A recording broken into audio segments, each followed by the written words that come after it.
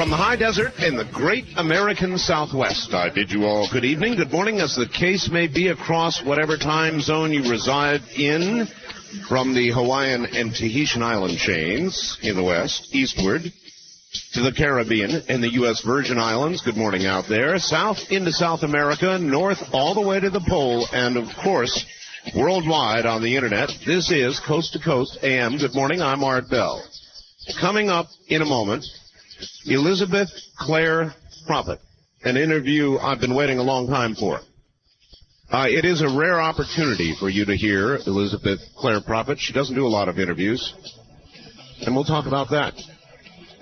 So we'll get to Elizabeth Clare Prophet in a moment. Now, Elizabeth Clare Prophet.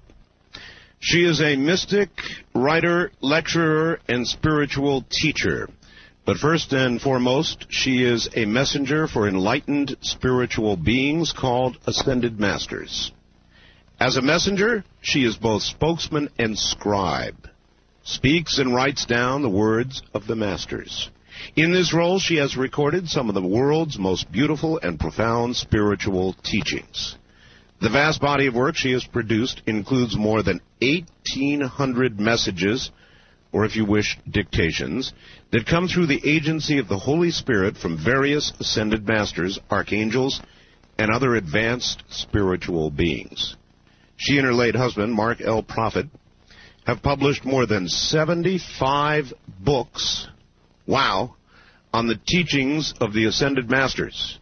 These include the bestsellers St. Germaine on Alchemy, The Human Aura, The Lost Years of Jesus, and The Lost Teachings of Jesus. And I have much more I could read about Elizabeth, but instead I will simply go to her. Elizabeth Clare Prophet, welcome to the program. Thank you so much for having me. It is a rare opportunity to be able to interview you at all. You don't do a lot of them, do you? I haven't done it recently, but I'm going to get back on track. Back on track, huh? Right. I think I would rather have you sort of tell your own story, Elizabeth. In other words, when Elizabeth Clare Prophet, the regular woman, came to be changed. I had a profound changing experience when I was 4 years old. And this was the beginning of my spiritual life in this incarnation. I was playing in the sand in my sandbox that my father had built for me. It was a beautiful day. It was blue skies and clouds, and my parents had beautiful gardens that we worked together in, and all of a sudden I found that I was no longer in Red Bank, New Jersey, playing in my sandbox, but I was on the Nile River in Egypt. Egypt? In Egypt. And there I was, 4 years old, still, but I was in a different life, and I knew I was in a different life. Mm-hmm. And there were people around me. There was a governess or an attendant, and I was slipping the sand through my fingers, and after I was there for a while and got a hold of where I was and what I was doing, I came back almost on those clouds, back to my play yard, back to my sandbox. And when I collected myself, I ran up to the back door and I called my mother and I said, "This is what has happened to me. Please explain it to me. What did happen to me?" And because I have had a wise mother, she did not deny me. She told me in very simple terms that I had remembered a past life. So that was the beginning of my understanding that I had a mission. 3,300 years before, I had lived in Egypt in that life at the time of Akhenaten. And I recalled it, and I also saw very clearly in Mark Prophet, my late husband, the very same profile of Akhenaten. Elizabeth, can you recall when you were in Egypt, can you recall a physical form? Can you recall, in other words, was it with the clarity of a conscious experience in the here and now, or was there something different about it? It was very concrete. It was as simple as sand flowing between your fingers. I was just as real and concrete and physical in my own sense of it, at least. And there was just nothing to it. It was as easy as, it was soul travel when I knew nothing about soul travel and the word hadn't even been coined. Yes, a lot of talk about it now, soul travel. So that began an obvious change for you. Well, I then decided, well, I have to find a church. I have to find out about God. I have to find out what Jesus wants me to do because I know I have a mission in this life. And so I went to every church in town, and I found that much of what was being said was like a milksop. It really wasn't getting to the core of inner communion with God as a mystical path, as something we live every day of our lives. And I was finding a Christianity that I knew was not right. I knew in my own heart that Jesus taught the mysteries and that he gave them to the inner circle and then to the wider circle of the other 70, and that somehow world religion today, or Protestantism and Christianity itself, Catholicism, were simply not willing to tell the truth about the message of Jesus Christ, and it became a fire that would burn in me that I could not put out. I had to follow that fire until I would have all the answers. You are convinced that there is a big missing part of Christianity not told that involves the teachings of reincarnation. Is that about right? That's absolutely true, that reincarnation was removed in 325 A.D. in the Council of Nicaea. I believe that is absolutely correct, yes. And why was it taken out? Was it a fear? It was a control factor as they recrafted Christianity and stripped out everything that was wonderful about Jesus Christ and the saints. They wound up with the theory of reincarnation that was kind of a leftover. And what happened was they realized that they would never be able to control their followers if they retained reincarnation. So they threw it out. They absolutely threw it out because they wanted people to know that they only had one life, one chance to make it. They'd either go to heaven or hell. And if they had left the people to reincarnation, they can say, well, we won't go to church in this life. We'll go in our next life. Would also affect the fear of death itself, I suppose. And as you point out, control. Absolutely control. Constantine thought it would be a good idea to consolidate Christianity, and he was convinced by everyone else that reincarnation could not be left in because then you could not control the people. So their theory was the way you get to heaven is through the church, when in reality what Jesus taught us, we get to heaven through the flame, the eternal flame of God that burns on the altar of our individual hearts. So you in no way deny Jesus. You simply deny the accuracy of his teachings. Well, no, that's wrong. I'm sorry. The way they were passed on. That's right. And Origen of Alexandria and many very sharp people were not able to undo this. So Nicaea led inevitably to the rejection of reincarnation, since reincarnation goes along with the idea that salvation is a matter of individual effort rather than status in the church. Elizabeth, what do you consider to be the best evidence for reincarnation? Regressive hypnosis, that sort of thing? What is the best evidence? I think the best evidence comes to us when God sends an angel to us because we are ready to receive an understanding that we've had a recent past life, and that angel opens that past life to us and says, oh, okay, these are the good things you did in that life, and you've made a lot of progress in your field, et cetera, but these are the other things, the negatives, that are not so good. So the angel comes to warn you, get on the track of love, because love is the fulfilling of the whole law, and move on with your life. Well, I believe that. So I think that when we are ready, we don't even need to have hypnotic regression, because God comes and tells us about our mission. There has been, though, impressive evidence rendered by a lot of studies, done by clinicians Yes. with regressive therapy and taking people back into prior lives. That's true, and I'm sure that a lot of it is accurate, and some of it may not be accurate. But people are trying because people want to know, what is the continuity of life? It's the biggest question of all. That's right. And you're saying there certainly is a continuity of life. Now, I have a whole bunch of questions about reincarnation. Is it an endless process? Or No, it's not endless. It's not endless. It is not endless. We come to this world, and this world is a schoolroom. We learn our lessons here. We come back again and again because in the course of being here, we may wrong life. We may move against life. We may suddenly decide that we're jealous about something that's happened in our world, and here we are making karma.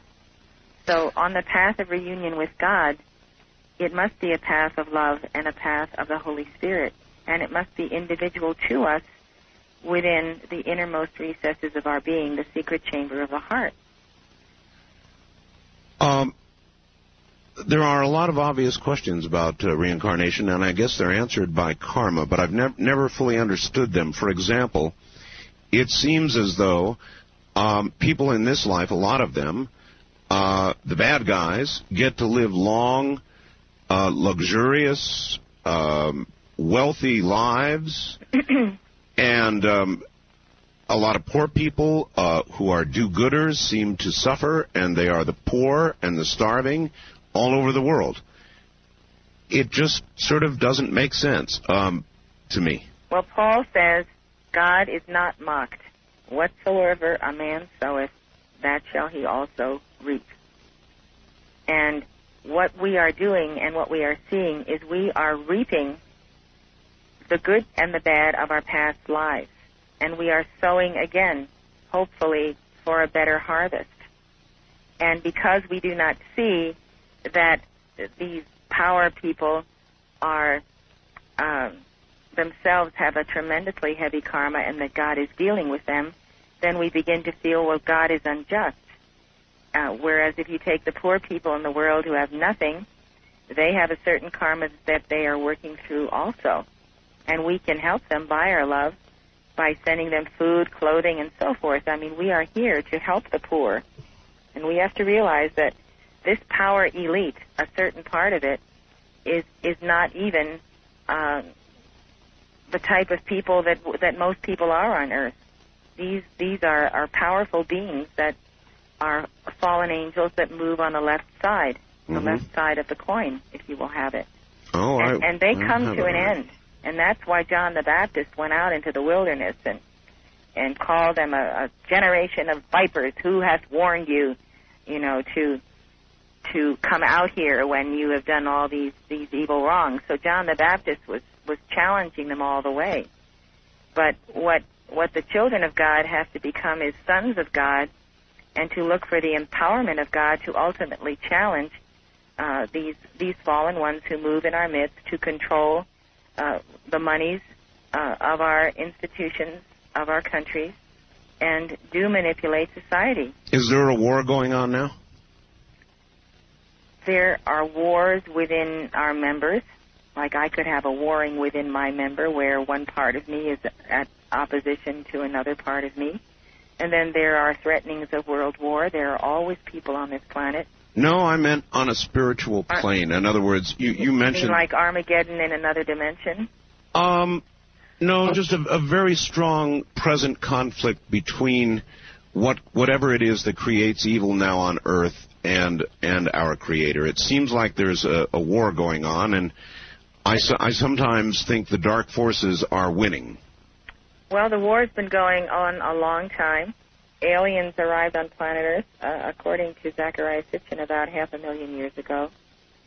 And there's a certain group of people in this world who will never say die. They will always be engaged in some type of war, and also in the desire to amass wealth and territory. Mm-hmm. And that still is in the minds of adversaries in the United States and throughout the world. War is still a business in this world. Certainly is. I have written a book myself. You've got a brand new book. I wrote a book, and I'll just briefly tell you about it and see if I can get a comment from you. It's called The Quickening, Elizabeth, and I've spent about 13 years in this incarnation of this radio show, and during that time, every day, religiously, I study the news. And I have noticed over the last decade or so that events in every single area of human endeavor, social, political, geophysical, economic, in every endeavor of human activity, events appear to be accelerating at an exponential rate. And I just called it The Quickening. It's just a name I gave to it. But it seems to me that we are headed for an event. I am not a prophet, and I don't know what that event would be, but I see us racing toward something at an ever-increasing speed. What might that be? We move in cycles, so we are at the conclusion of the Piscean age. The cycles are approximately 2,150 years. And, for instance, during the age of Pisces, we have reincarnated again and again. And some of us have sown well and reaped well, and others of us have gotten into all kinds of different practices in the Middle Ages, of witchcraft, black magic, and so forth. What's happening is when you come to the end of an age, there is a recompense. And all of us who have been in the age of Pisces need to balance the karma we made in that age, the good karma and the bad karma. And if we come out on top with more good karma than bad karma, that's good. But many times, because people do not have real spiritual teachers, they don't have guides, they don't have prophets, and the Dark Ages descend, the people do not know the way to go. And so we find ourselves making karma when we should be balancing karma. So the karma of the Piscean age has fallen due, and it is accelerated, and it is coiling down into the physical plane. It started out in the etheric level, then it goes to the mental belt, then it goes to the desire body of the earth, and then it finally hits the earth body itself. And that's when diseases come about, all kinds of wars, all kinds of tornadoes, hurricanes, upheavals, deaths, all kinds of strange things start happening because individual karma is being visited upon each one of us. Well, that's exactly what I see coming. I've got a kind of a favorite analogy, maybe not a very good one, but I think an accurate one. There was a time in this country when if somebody wanted to rob a little 7-Eleven or a convenience store, they'd go in with a gun and say, "Give me your money." And they'd put it in the bag and back out the door, get in the car, and speed away.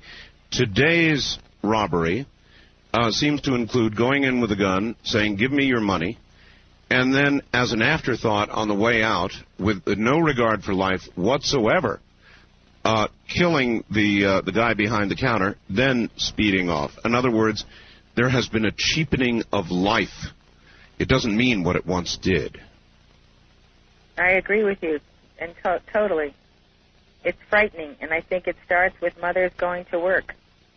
And mothers have to be home with their children. Otherwise, they don't have that nurturing and that sense of reverence for life. In your view, Elizabeth, is there any turning back, or is our course in this acceleration of events unalterable? Did you say unalterable? Alterable, yes. Are we unable to change what is coming, whatever it happens to be? I think that permanent change comes through the Holy Spirit. And I think we should all be communing with the Holy Spirit. We should know that the Holy Spirit is not just a spirit, but also a very high master who is called the Great Lord, the Mahachohan. All right. Elizabeth Clare Prophet, hold on. We're at the bottom of the hour, and we will be right back. You might want to stay planted right where you are. My guest is Elizabeth Clare Prophet. She hasn't been doing a lot of interviews, but kind of back on the circuit. She's got a brand new book. Fascinating title. It's called Reincarnation, The Missing Link in Christianity. Kyne. Once again, Elizabeth Clare Prophet. Elizabeth? Hi. Hi. I would like to deal with a little bit with you with the essence, or what really is on what we call the other side. It's humanity's greatest question. Is there any simple answer to it, or is it a complicated answer? In other words, when we die, what occurs? Where do we go? I'm very grateful that you brought this question to the fore, because I wanted to talk about suicide. Good. Suicide is not an out.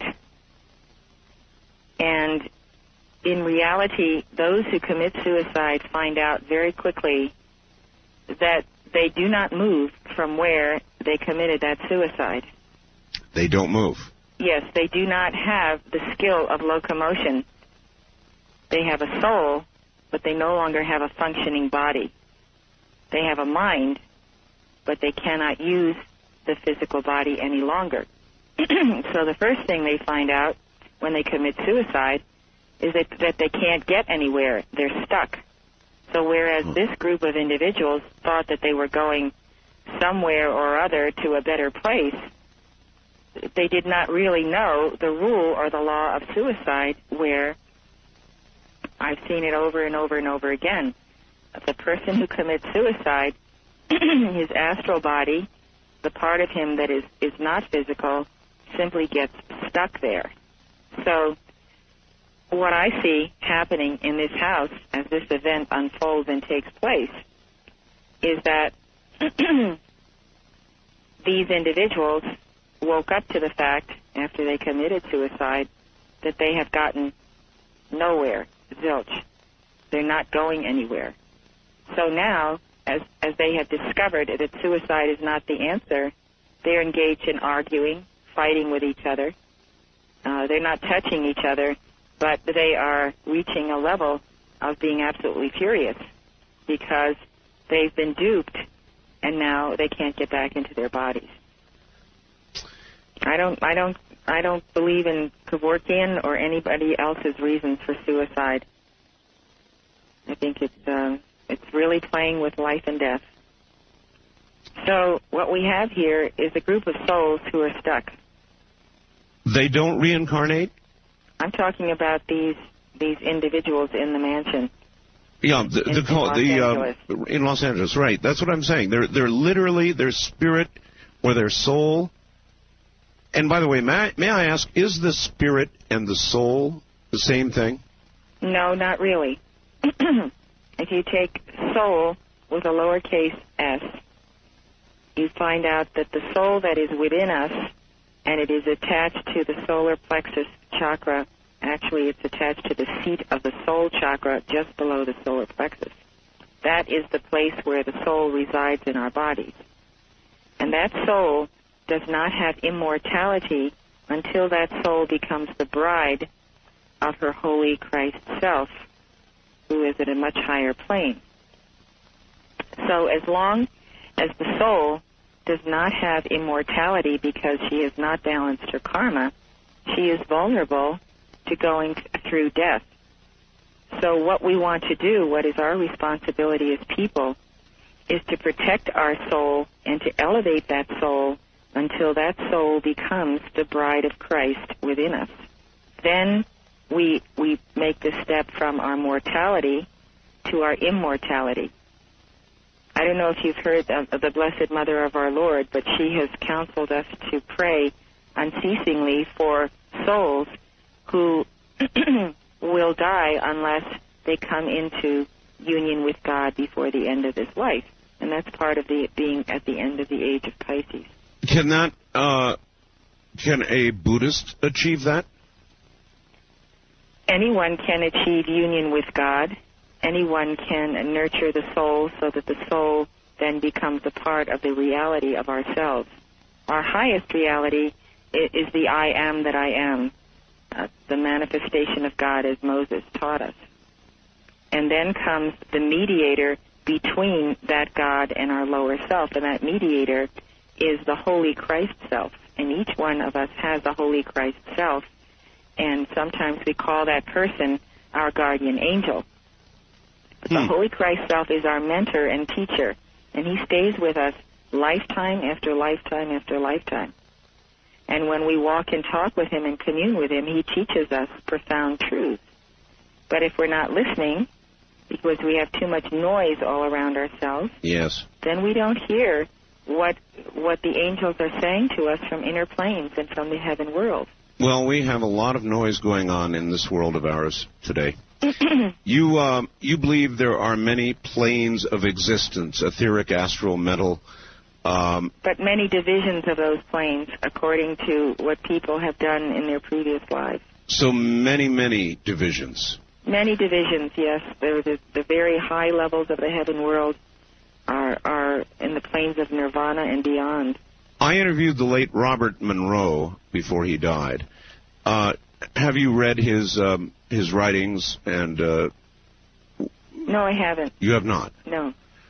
He talked about the various planes as well, and I was just wondering if you would, but apparently not. I should get a hold of that book. But getting back to these individuals in this mansion. Yes.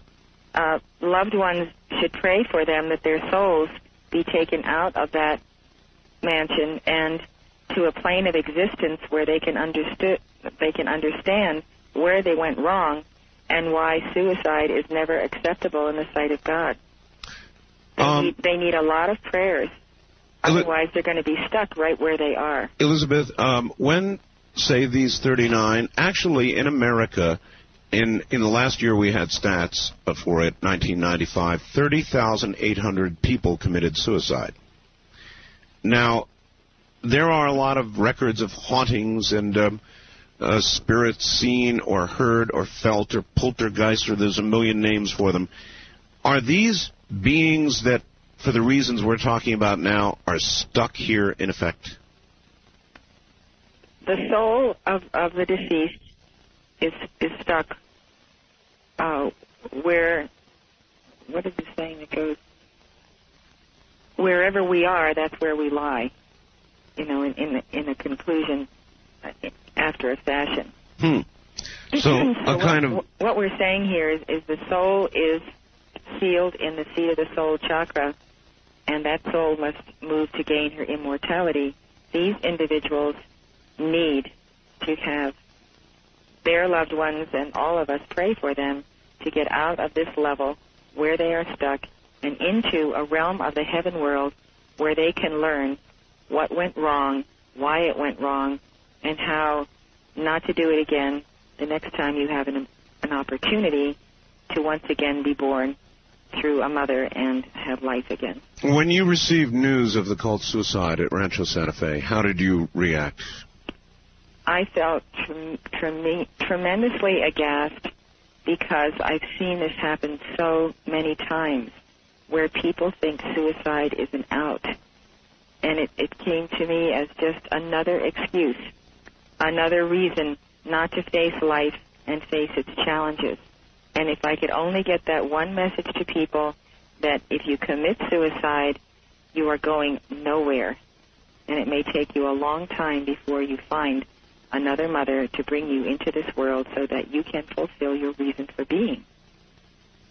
So, in other words, you've got to play your hand out all the way, wherever it leads, however it goes. Absolutely. I mean, that's the joy of life. We don't know what's coming around the bend. It could be pain, sorrow, and it could be followed by a tremendous victory. At any time we would cut off our life, we might lose the best of it. You have, in Montana, Elizabeth, built... what do you have there? What do you say you have there? Is it a ranch? Is it a place where people simply gather to hear your message? We have a community, which is the community of the Holy Spirit, and we produce our publications and our teachings. We have a center where we nourish our churches throughout the world. Mm-hmm. We're located all over the world, And we publish our books. We nurture those who are in our centers around the world, and it's an ongoing mission to bring the lost teachings of Jesus Christ into the Aquarian age, and to learn from St. Germaine, the hierarch of the Aquarian age, how to use the violet flame to transmute our karma. When does the Aquarian age begin? Well, you know, ages seem to crisscross. It seems like the Piscean age has been coming for the last 400 years. It gets stronger and stronger and stronger. And overlapping it is the Aquarian age that is also coming in, but has had its beginnings earlier. So there is that overlapping when Pisces and Aquarius move together, and then finally Pisces is concluded, and we really feel the winds of Aquarius for what they are. So we're in that period of change now? Yes, we're in that transition right now. How long will that last? Well, the age of Aquarius will be that 2,150-year period, just as Pisces had that same figure. And so we are entering Aquarius. Much of what is happening right now is Aquarian in nature, such as technology, such as computers, such as all kinds of advancements in medicine. Everywhere you look, fantastic leaps are taking place, and people are moving on to a tremendous ability in technology, which goes along with the age of Aquarius. Well, we certainly are moving rapidly. Yes, we are. And I sometimes wonder if not too rapidly. For example, the recent news that it at least is possible, they think, to clone a human being. Oh, yes. I'm not sure that we're prepared for the moral and ethical and spiritual questions that we're going to have to struggle with to be able to do this right now, are we? Well, my take on this is you can create a body as a clone, but you cannot create a soul. Only God can create a soul. Only God can endow you with the spark of eternal life. So then, if you clone someone and there's no conscience, there's no inner threefold flame, there's no inner Holy Spirit, then who, pray tell, is this clone? Can a clone replicate everything we've done in this life, a past life, all preceding lifetimes? Boy, I don't know. Well, that's the big question. Or is this some kind of a blank piece of paper that we, like a cutout, you know, we cut around the edges and then we come up with a picture of a man? So you're concerned that might be a soulless being? Absolutely. I mean, who's going to create a soul for that body? Where's that soul going to come from? It's not going to come from nowhere. It might as well be an animal. It might as well be some kind of a human animal. Well, then, and perhaps it would be until we do it. I guess we will not know. Then, what about the process of reincarnation itself? The age-old question that I might as well ask you. There are consistently more people on Earth, and more people on Earth, and more people on Earth. And the obvious question is, where are all these souls coming from? Previous incarnations, or what is the answer to that one? The answer is that over many thousands of years, even 10,000s of years, people have continued to reincarnate on Earth. They haven't had the world teachers, the great mentors, so they don't know how to get out of this human existence, so they make karma. We all make karma unless we're very fastidious about it. We have to keep our harmony. We have to love God, love one another. I mean, attaining union with God is a challenge. And so here we are with many, many people being born, and then many, many people who don't attain union with God. So now there's this weight on planet Earth of people who should have gone on in their evolutionary chain, who have not gone on because they have not passed the certain tests they should have passed in entering into or merging their soul with their Holy Christ self and ultimately becoming one with God and never returning again in this physical octave. All right, well, that then brings up another question. There are a lot of young people today. There are so many things going on that are, for me, indecipherable. For example, little children killing other children, dropping them out of windows, shooting other children without a thought to life. Very blank-eyed, you would almost say when you look at them, soulless children. Is that going on Earth today? Are there people walking around who, as we understand it, literally don't have souls? Well, the soul, as we've discussed, is mortal and therefore can be terminated. Then you have these individuals such as children, but these children have reincarnated. The question is, what is their background? How can a child of 6 or 7 or 8 kill another child or a baby? We have to look at that person's past life. What was he doing yesterday and before he was born? Mm-hmm. How was he mistreated? Mm-hmm. Who moved against him that made him cry out against society and therefore commit a crime against a child? So therefore, if we see societal conditions degenerating at a pretty fast pace, what does that say about future incarnations and karma? Is there hope that it's going to get better, or will it continue to deteriorate? See, this is what Christianity has done, and it really is evil, because Christianity says that you can sin, go to the altar, confess your sin, and be forgiven. Right. And that's it. Right. Now, this is a grave disservice. People have bought it, and so they say, well, I'll just go and confess, or maybe I won't even confess at all. I'll just take life at will any time, anywhere I please. Well, it's kind of like a Fat Tuesday, I guess, huh? Where you can go out and sin to your heart's delight, and then you've got to get real religious for a while, and it's apparently forgiven. Or sin on Saturday and confess on Sunday. I have always had a hard time buying that concept. Once you've committed something wrong, it seems to me expressing sorrow over that doesn't change it in the end, does it?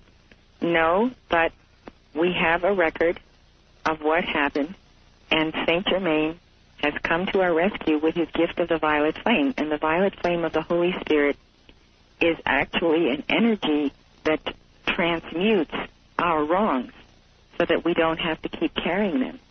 So what I'm going to be teaching this coming weekend is how to use mantras, how to use dynamic decrees to call forth the violet flame to transmute errors that you have made. I think all of us have known a moment in our lives when we were very unkind to someone. You bet. We were angry, we got upset, we look back on ourselves and we say to ourselves, how could I have done this to this person? Exactly. And so along comes the Holy Spirit and dynamic decrees which we give, which in the science of the spoken word, we give mantras, and we call for the violet flame to transmute the karma we made in that unkind interchange. What is the violet flame? The violet flame is the flame of the Holy Spirit. It is the color of violet. Many of your listeners tonight may actually have someone there in their homes, and they can see the aura around the person, the violet light around that person. Oh, yes, auras. Yes, and so when the aura is in that level of the violet flame, it's highly attuned to the Holy Spirit. All right. Take a good rest. We're at the top of the hour, and we'll be back shortly. And we'll be joined at that time by Los Angeles and San Francisco. My guest is Elizabeth Clare Prophet. It's going to be an interesting morning, so stay right where you are. K-Y-N-E, the sound of the band. My guest is somebody you may never have heard. You've probably heard of her, but in all likelihood, you've not heard her. This is your chance to do so. She is Elizabeth Clare Prophet. Coming up again in a moment. All right, back now to Elizabeth Clare Prophet. Welcome back. Hi. Hi there, Elizabeth. May I ask you a little bit about the press? Now, for a long time, you did not do interviews. Now you're going to go back on the circuit again. and I'm wondering how you feel in your life you have been treated by the press, local, in Montana, national, when you have said things, when you have been in the news. How would you rate your treatment by the press? Oh, I would say it's capricious. Now and then you get a good article, but you don't always. And depending on popular opinion and how much opinion there's going for you or against you, the press will follow the popular opinion. I've had very good articles in the Wall Street Journal, other international papers, and when people are on to you and they feel that you're weak, then they move against you. When they feel that you're strong, then they don't move against you. It's kind of, it's kind of an up and down thing. It's like the stock market, as you were saying. Well, that's right. You had an interview not too long ago with 2020, and I thought they did something of a hatchet job on you. How did you feel about that? Well, I have my PR department and my man who takes care of the press, and I don't bother looking at that stuff. So in other words, you even after the interview, you don't watch to see how much of you has been left on the cutting room floor? No, I'm not interested. I am absolutely not interested in it. I am in communion with God. I do my job, and I can't just follow what, people are going to say about me. All right. After the suicides at Rancho Santa Fe, did you review any of the material from the Heaven's Gate website or any of the material about what these people believed? I peripherally looked at it, turned it over to my staff who deals with these kinds of matters that have to do with touchy subjects that would reflect on us and so forth. Sure. And they do a really excellent job. I have a department, a PR department devoted to it. Otherwise, I could be called away every single day because of something somebody said in the newspaper. Sure. And I decided to just quit it. I don't have to hear about these things. I certainly was concerned, very concerned about this event happening, however. Of course. There's no question about that. All right. So that the audience might understand and I might understand, I read a lot of the Heaven's Gate material. Yes. And frankly, there is not a lot of difference in terms of what they believed regarding planes of existence and some of what you talk about. What is the difference between the path that they took and the path that you are on? On the path that I'm on, suicide is always unacceptable because it's taking God into your own hands. And that's what I feel is the downfall of anyone who takes his life. I couldn't agree more. Otherwise, though, if you did a little bit of reading about their belief systems, they were not altogether on the wrong path, were they? No. Then how did they get on the wrong path? I mean, how do you think it happened? Do you have any idea how you get from where you are to where they went? What went wrong? I came to the conclusion as I was pondering this subject this week that these people do not have enough of the God stuff in them to be centered in that flame in the heart to remain as individuals. It seems that at some point they gave up their independent identity and became one group who are all going to do the same thing and they're all going to go somewhere together. It's very odd to me that highly intelligent people cannot see the folly of their doings, and I had to conclude that they must not have spent much time meditating on the tremendous power that God has placed in the heart flame that beats on the altar of our heart from the time we're born to the time we leave. That is the heart flame of God.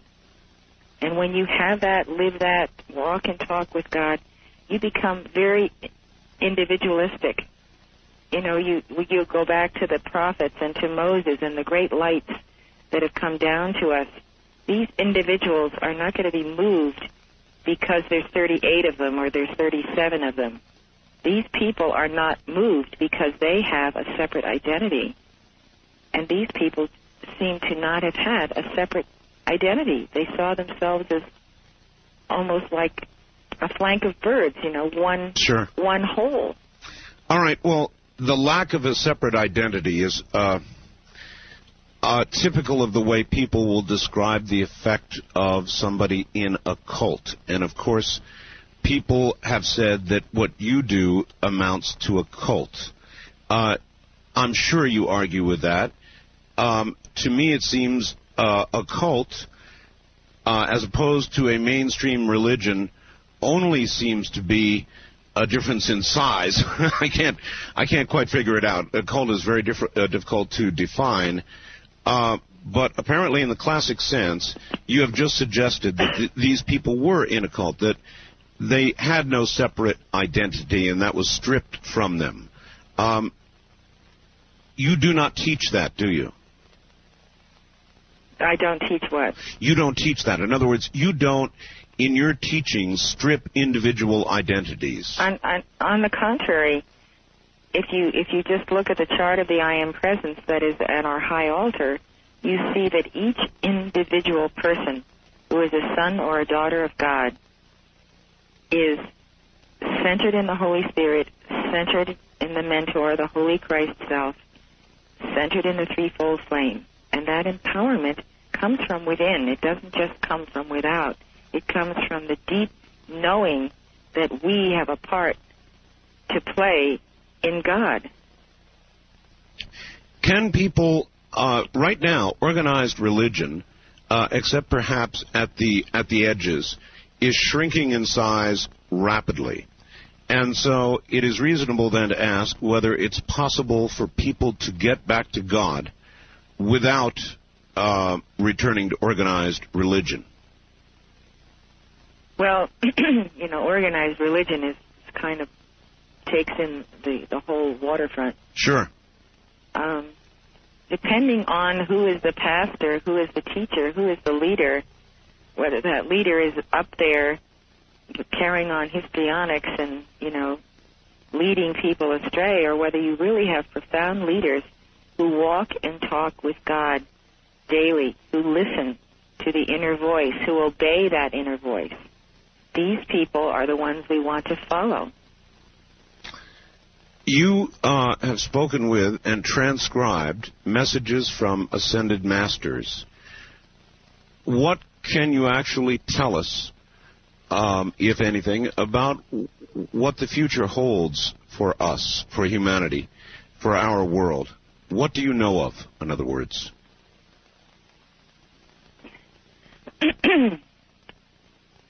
In terms of the future, God has given every individual on earth free will.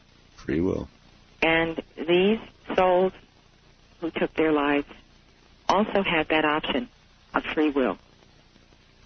Now, if they saw their free will as identical with the free will of their leader, and there was no clearly defined border of who I am and who the next guy is, that to me is what leads to like a colony of mushrooms that are all in one piece, instead of having a separate identity and saying, I want to live, even saying it at the last minute. No, I'm not going to take this drug or whatever it is, because I want life, not death. And they didn't seem to have it. Well, my question, though, goes now more to what you think is in store for us. I guess you have been handed some information, hopefully, I guess you have, that we don't have, regarding our future. Can you tell us what you know? I think that the future can be bright if we walk in the footsteps of the great religious reformers of all time. Mm-hmm. And I think that if we decide to go into drugs and allow our children to do so, we allow our civilization to go down. Exactly. And we don't fight for the rights of our children to be who and what they are. We don't fight to get heroin and drugs out of the schools. If we aren't really fighting, we will see the consequences of our actions. I believe God has given us free will. We have to take that free will and use it wisely, see what's happening, band together with our neighbors, and work for the betterment of our youth. Well, that's what ought to happen, but Elizabeth, that doesn't seem to me to be happening. It happens in many places where there is a wholeness, where there is the green shoot, where there is life. There are many communities around our nation and around the world where people really do have a solid family core, and where they are not losing and going down the mudslide of civilization. Is that why you established what you have established in Montana to be a green shoot in the middle of a bunch of brown weeds? I think that this came about when my husband, the night before he passed on, Mark Prophet, who founded this organization, told me that I should move my headquarters to Montana. So I followed his instruction, and we moved here. Did he tell you why? He felt that we would be facing many challenges, especially in the 1990s, crossing over into the year 2000, that we could be seeing war again, perhaps a third world war. We could see nuclear weapons. We could see a breakdown in society. We could see the problems of our military, that they do not realize that we must have defense, even though we may never use that defense. We need to have that defense in place. We know that Russia is still building armaments and weapons. As a matter of fact, there's a story that ran yesterday in a lot of papers that the Russians, for whatever indiscernible reason, are building very deep bomb shelters. Now, that doesn't sound to me like a nation that's thinking war is all gone and over and nothing to worry about. They're building very deep shelters in Russia. Well, they have been building them for many, many years. I would say at least since the end of World War II. So the Russians mean business, and they are building those shelters because they are determined that they are not going to be the ones that are going to lose this fight. And the Russians believe that he who hits first is the victor. Well, they may be right. Yes, they may be. Or perhaps everybody is the victim. However, they've decided that at least some of them, no doubt the elite, shall survive. And to some degree, then, it is fair to say that what you have built in Montana is your own, what your ex-husband, your former husband, told you to do. To build our shelters, to be prepared to survive. So many people today in the United States say, "Well, why should we do anything? Because we don't want to be here. We don't want to be in a world that's had a Holocaust and all of this fallout on our heads, on our houses, on our people.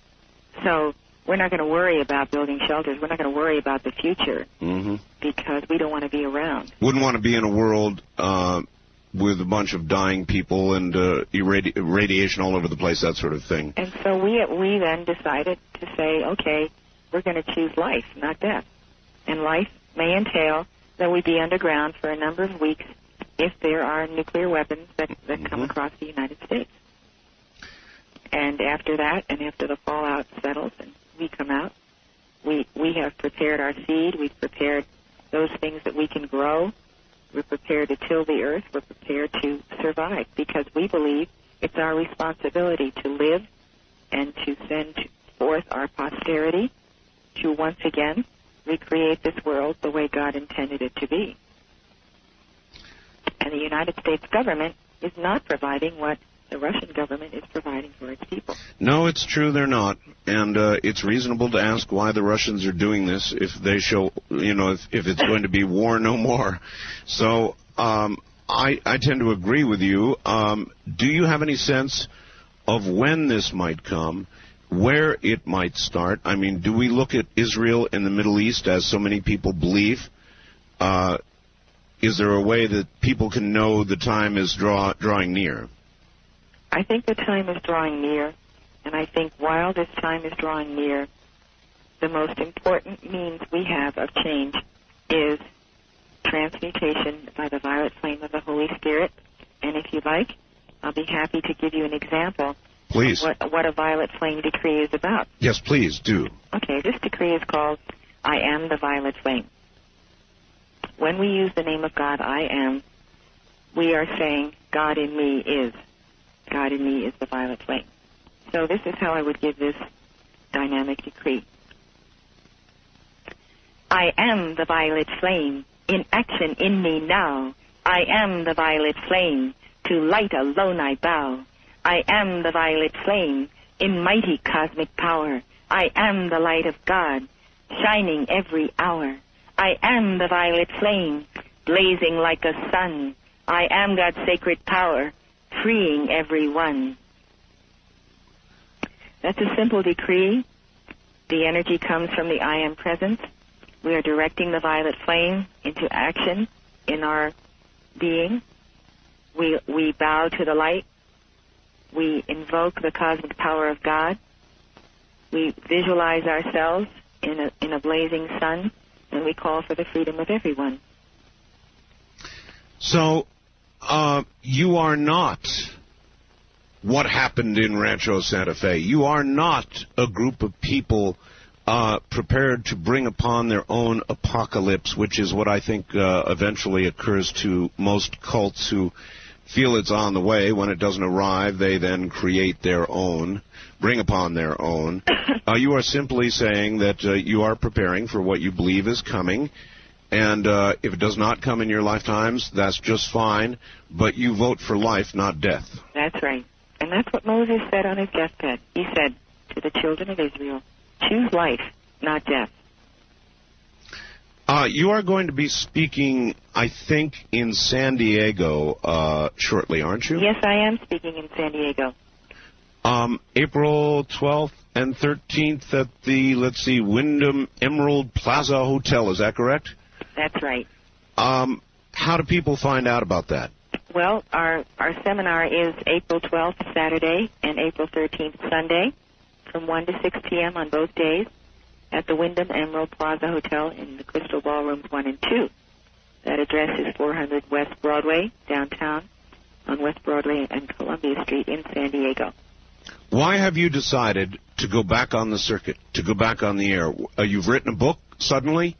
Yes, I've written my book. And suddenly you're very public again. What changed? Why did you decide to do that? Because I feel that we have a window of opportunity of 3 years or less to give people a real spiritual dimension and a Holy Spirit-centered life where no matter what happens to them, whether we go into a golden age or whether we see a period of great darkness, that the people I talk to, that I give that empowerment to of the science of the spoken word, that they will have something to hang on to no matter what happens in this world, in the United States, in the whole planet.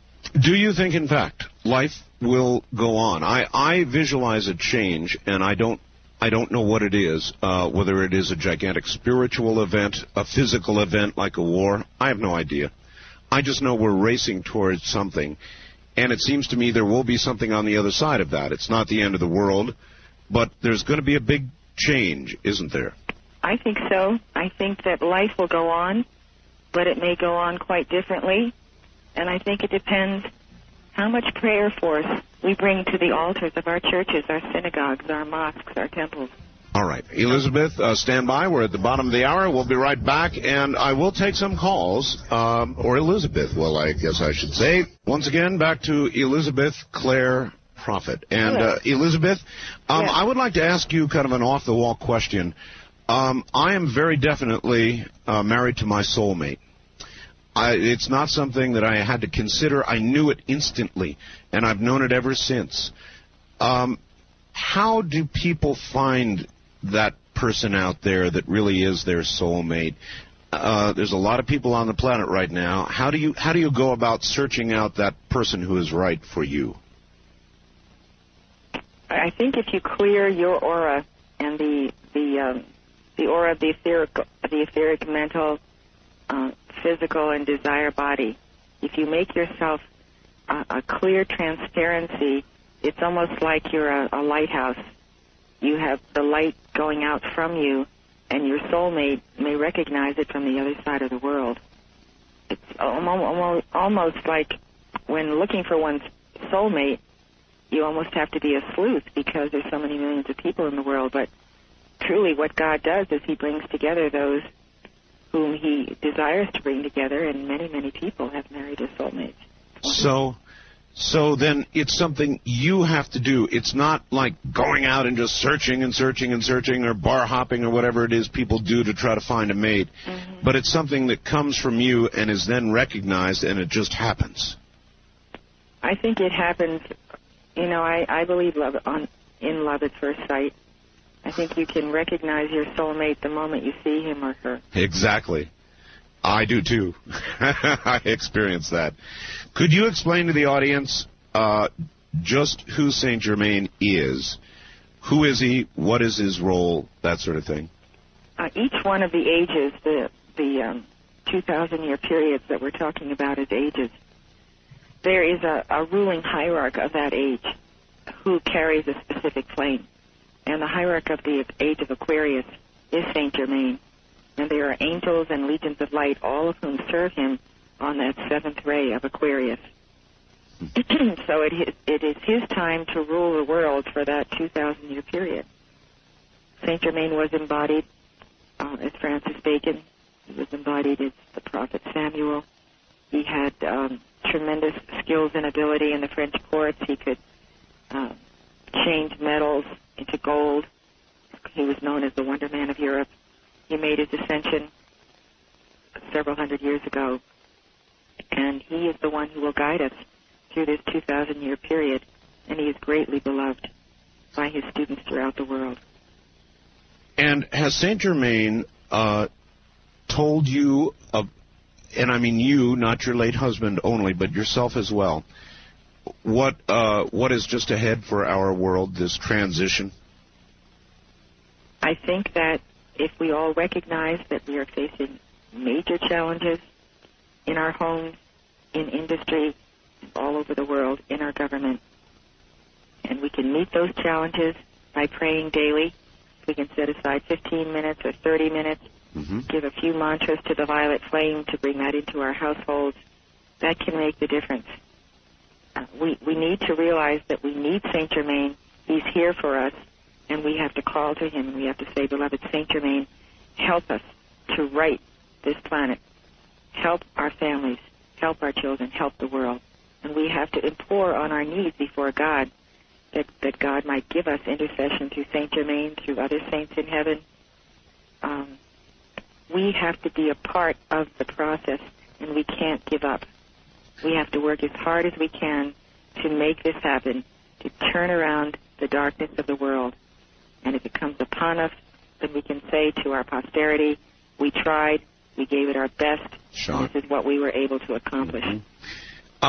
In Montana, do your neighbors understand you for the most part, or misunderstand your message and what you're saying for the most part? Well, we've had the Royal Teton Ranch since 1981 when we purchased it, and it's now 1997. So our neighbors, the people in Montana, the people in the capital and so forth, they've gotten to know us, and we get along very well with the people of Montana for the most part. All right. I'd like to let a few in the audience ask you questions, if you would not mind. That's fine. All right. Let's give it a try. First-time caller line, you're on the air with Elizabeth Clare Prophet. Hi. Hi. Where are you, sir? Columbus, Ohio. Welcome. Welcome. God bless you, Elizabeth Clare Prophet. I have a question. Thank you. You're welcome. You've obviously admitted that you didn't get to where you wanted to go and everybody wants to go. The first route, maybe before that you had other experiences in reincarnation. I believe that, and that's true. Now, for your people that are people, everyone that's listening, tell them how they would know if they're new or if they've been struggling for thousands of years. Oh, that's an interesting question. Yes. How do you know where you are in the process, Elizabeth? Well, are you talking about a brand new soul Yes. that hasn't incarnated before versus someone who's been here thousands of years? Yeah, sure. Have I been around a lot of times previously, or am I relatively new at all this? How would you know? Well, there are certain indicators that you see. First of all, the first root races, as they are called, never did sin, so they were on the planet 14,000 years each. each a series of 14,000 years, and they fulfilled their reason for being on planet Earth, and they moved on. Then came the fourth and fifth and sixth root races, and they got mired with the fallen angels and the war that happened between Mars and Maldek and the planet Earth. And these individuals have occupied the Earth since that time, and this is why we have good and evil, because the bad intentions of many visitors who have come to planet have played themselves out over many centuries, and therefore we are in the grips of fallen angels and aliens who move against our children, who are tools for drugs, for tearing civilization down, for causing the burdens in people's bodies that have to do with why they're mentally ill why they are physically ill. Mm-hmm. But again, an individual, is there a way that a listener, for example, can discern whether they're a newbie or whether they've been around for a long time? Is there some way to discern that individually? Well, if you look at the sixth root race, it's the most recent root race to have embodied. These, for the most part, are the Christian civilization of our world. And many times these souls are trusting. They love Jesus. He is the only avatar that they have known. They follow him with all their hearts under many denominations. They're sincere. They're servants of God. But they may not quite have a background of remembrance of past ages. They may never have been on Atlantis. They may never have been in Lemuria. And so, compared to those who have, these souls are young souls. Huh. So they have less experience. And their life is more simple. They see things more simply rather than so complex. And for many Christians, the goal is to attain union with Jesus Christ, to be saved by him, and to enter the heaven world. And of course, according to what they've been taught, reincarnation does not exist for them. All right. Wildcard line, you're on the air with Elizabeth Clare Prophet. Good morning. Good morning. Where are you? Seattle. Seattle, okay. I had a question when you were talking about suicide and the souls being stuck, and then you said that it would be hard to find the mothers. Well, I would like to have another child, and I have friends that are hoping to have more children, and I was wondering if you could explain that. Well, if you want to have children and you can't have children, it's important to pray to God and ask God and his angels to intercede in your behalf and to give you a soul who is compatible with your family and whom God wishes to place there. In other words, I would put it in the hands of God rather than to volunteer for such and such a soul that you really do not even know. God assigns the souls that he sends to us, and he does a very good job of it. So we should take what he sends us in terms of our bearing our children. All right. We talked, Elizabeth, about cloning, and you said that a clone may well not have a soul because that's given by God, not man. That's true. Therefore, is science a blessing as well as a great danger for us? Is there a danger in the path we're on right now, scientifically? Well, for one thing, we don't know, but what scientists of Atlantis were already cloning before Atlantis sank. That's true. And the products of these clones could have gone off of Atlantis to other areas, such as Greece and the Mediterranean areas. And for all we know, we may be walking around and rubbing elbows with people who were created by Atlantean scientists and have come down the chain of evolution and are here on Earth. And we call them soulless ones. You said something that I would like to try and understand. You said that a lot of the new souls would be the pure people. They're younger souls. Younger souls. They haven't had as much time to make negative karma as people who've been here longer. Right. My traditional understanding of reincarnation was that you get it better, or you're supposed to be trying to get it better each time. But the way you've explained it seems to suggest that the older souls are the more evil of the souls. They have had time to learn the evil ways. Or is there a great curve where a soul becomes more evil and then begins to correct for that with karma? I don't distinguish quantities of karma between those of who have been on the earth longer as opposed to those who have been on the earth at a lesser length of time. What I'm saying here is that if you come in as a younger soul because you have reincarnated for the first time in the Piscean age, that gives you 2,000 years period of having been on Earth if you began to be born during this Piscean age. So what we're saying here is souls are younger. They may have less experience. They may have less development in certain areas. It's not a question of good and bad so much as it is what is their momentum of service to God and what is their momentum to service to life. Okay. So, all right. East of the Rockies, you're on the air with Elizabeth Clare Prophet. Hi, where are you, please? I'm in Chattanooga, Tennessee. Yes, sir. I became familiar with Miss Prophet's teachings many years ago, and I still, every day I decree, and I've been able to overcome tobacco and alcohol, and I've got a little bit of cold right now, but I'm a very joyful person. I want to honor Miss Prophet's courage to come back out at this time and with her teachings of the Masters, and because it is so difficult right now with all this cult stuff and everything. It's so difficult for authentic teachings to get through to the people. And I know she has taken more flack. Oh, yes. Which speaks to me that she must have something going for herself to take this much flack, you know.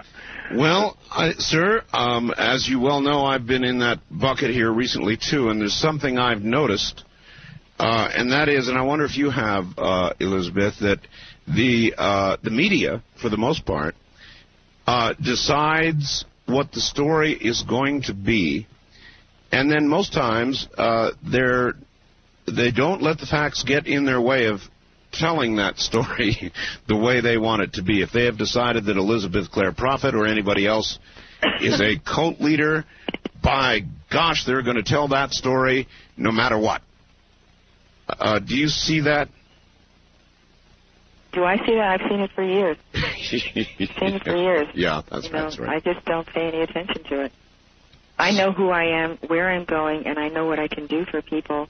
And that's my passion and my mission. And your reason for being here is not so much to refute that. You've stopped doing that a long time ago, but merely to get your message out.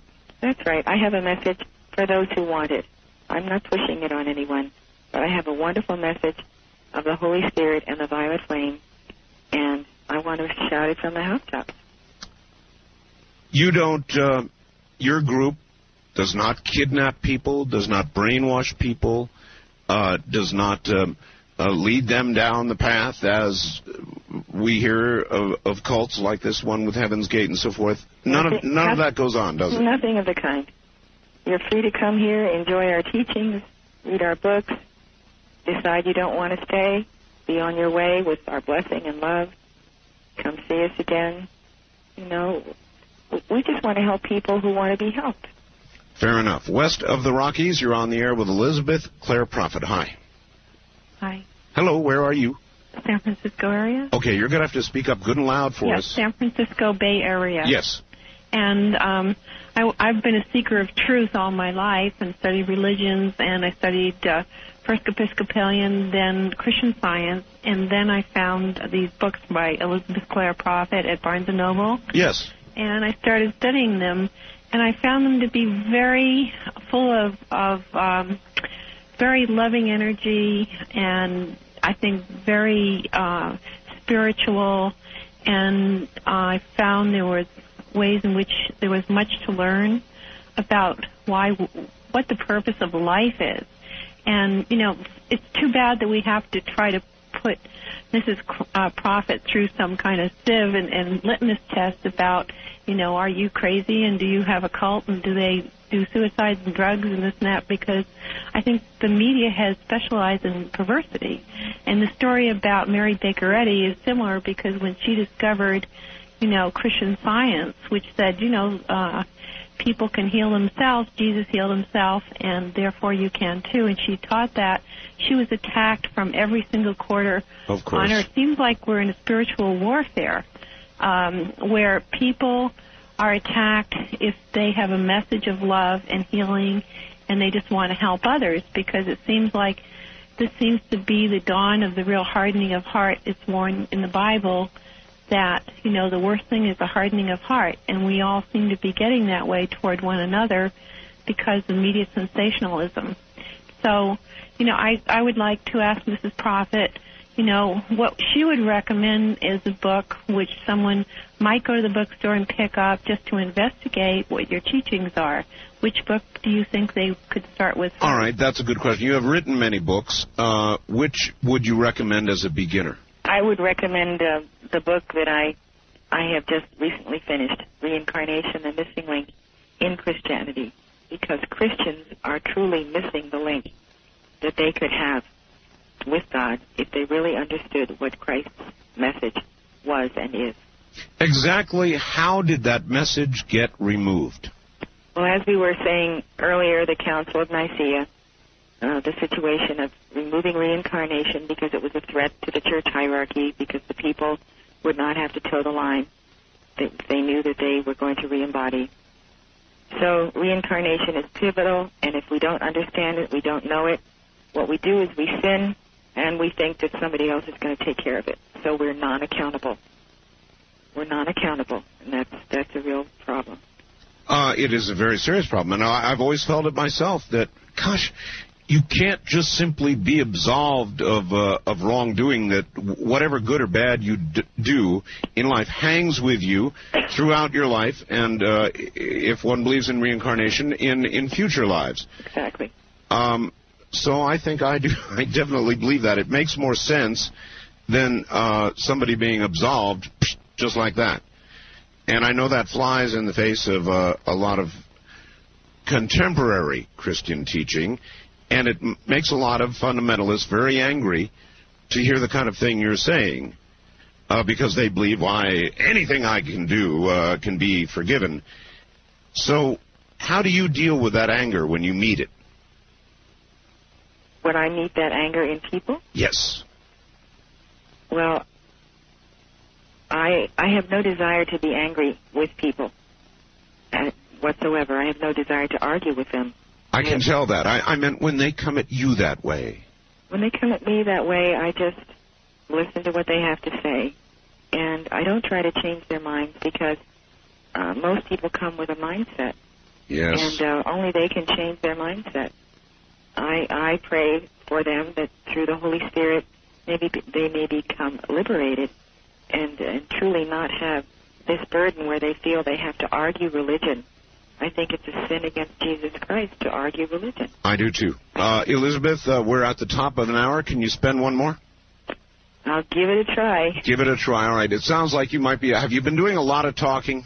Quite a bit of talking, yes. And I caught the same cold that my son got. He's going on 3 years old. Uh-huh. They're little germ carriers, Elizabeth.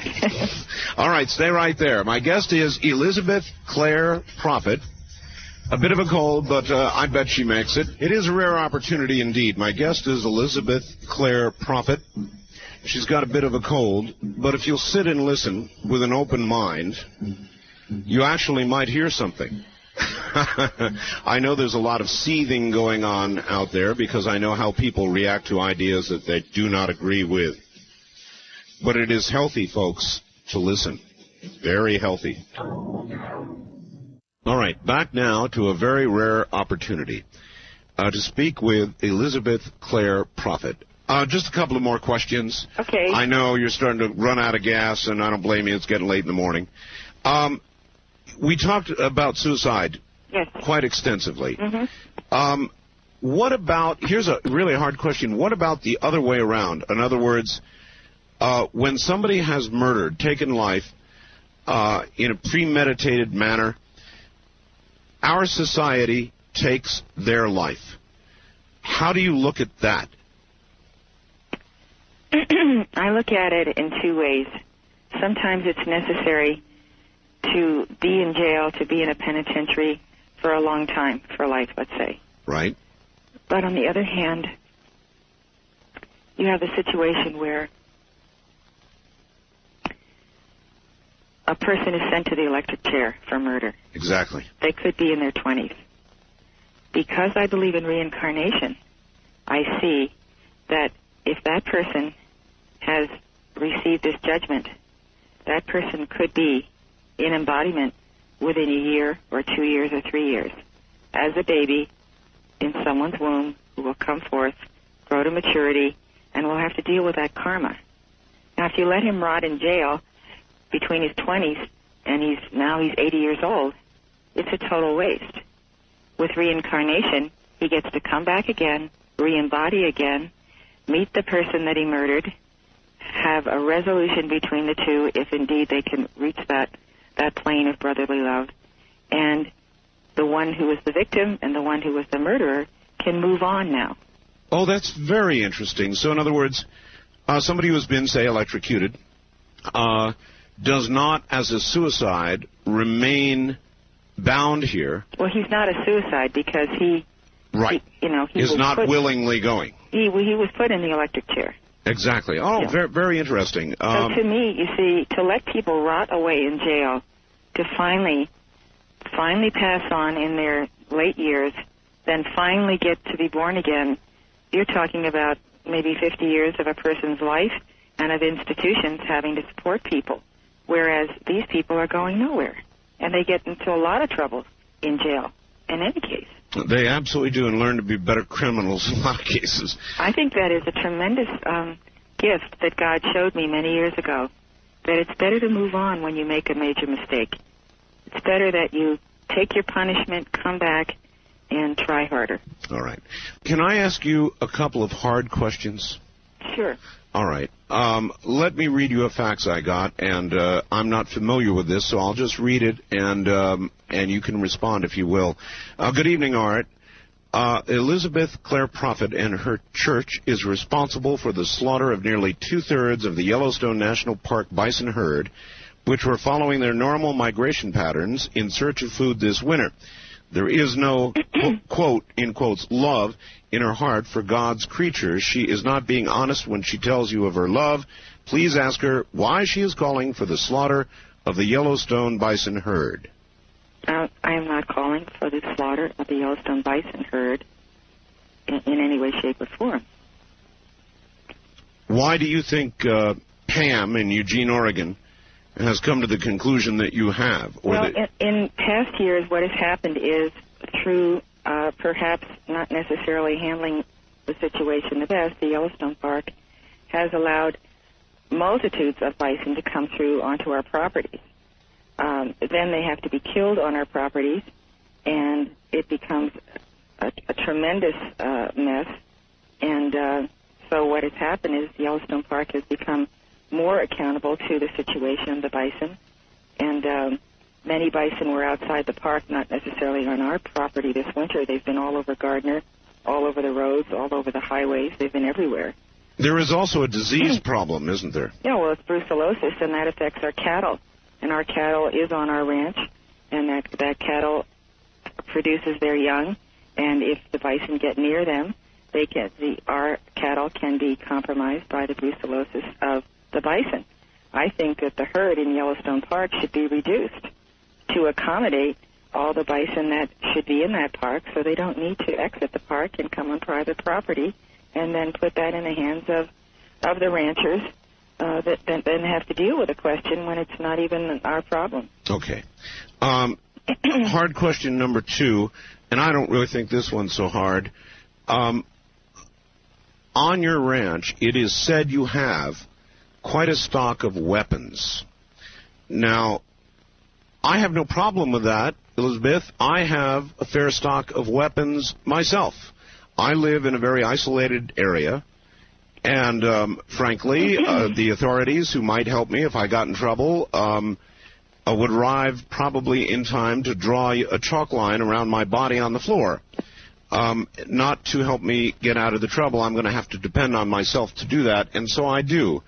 But people will, of course, look at your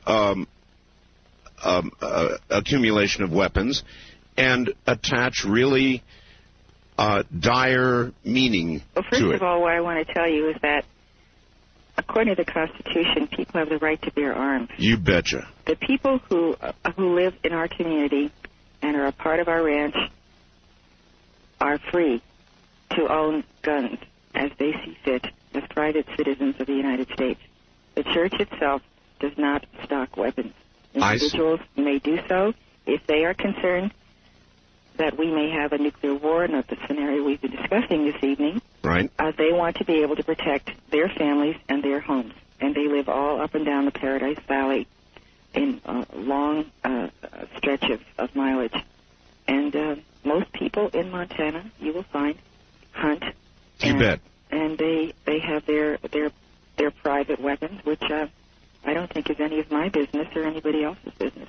I couldn't agree with you more. And so then the guns that are possessed, not by your church, but by the individuals who are part of it, might conceivably be used if the worst occurred, if this change, and by the way, you may have heard at the beginning of the hour, and I want to ask you, have you noted that whether it's a Native American or a Catholic priest or a prophet or Elizabeth Clare Prophet or so many others, through different venues and visions and avenues, you all seem to be saying about the same thing, and that is that we are rushing toward a change.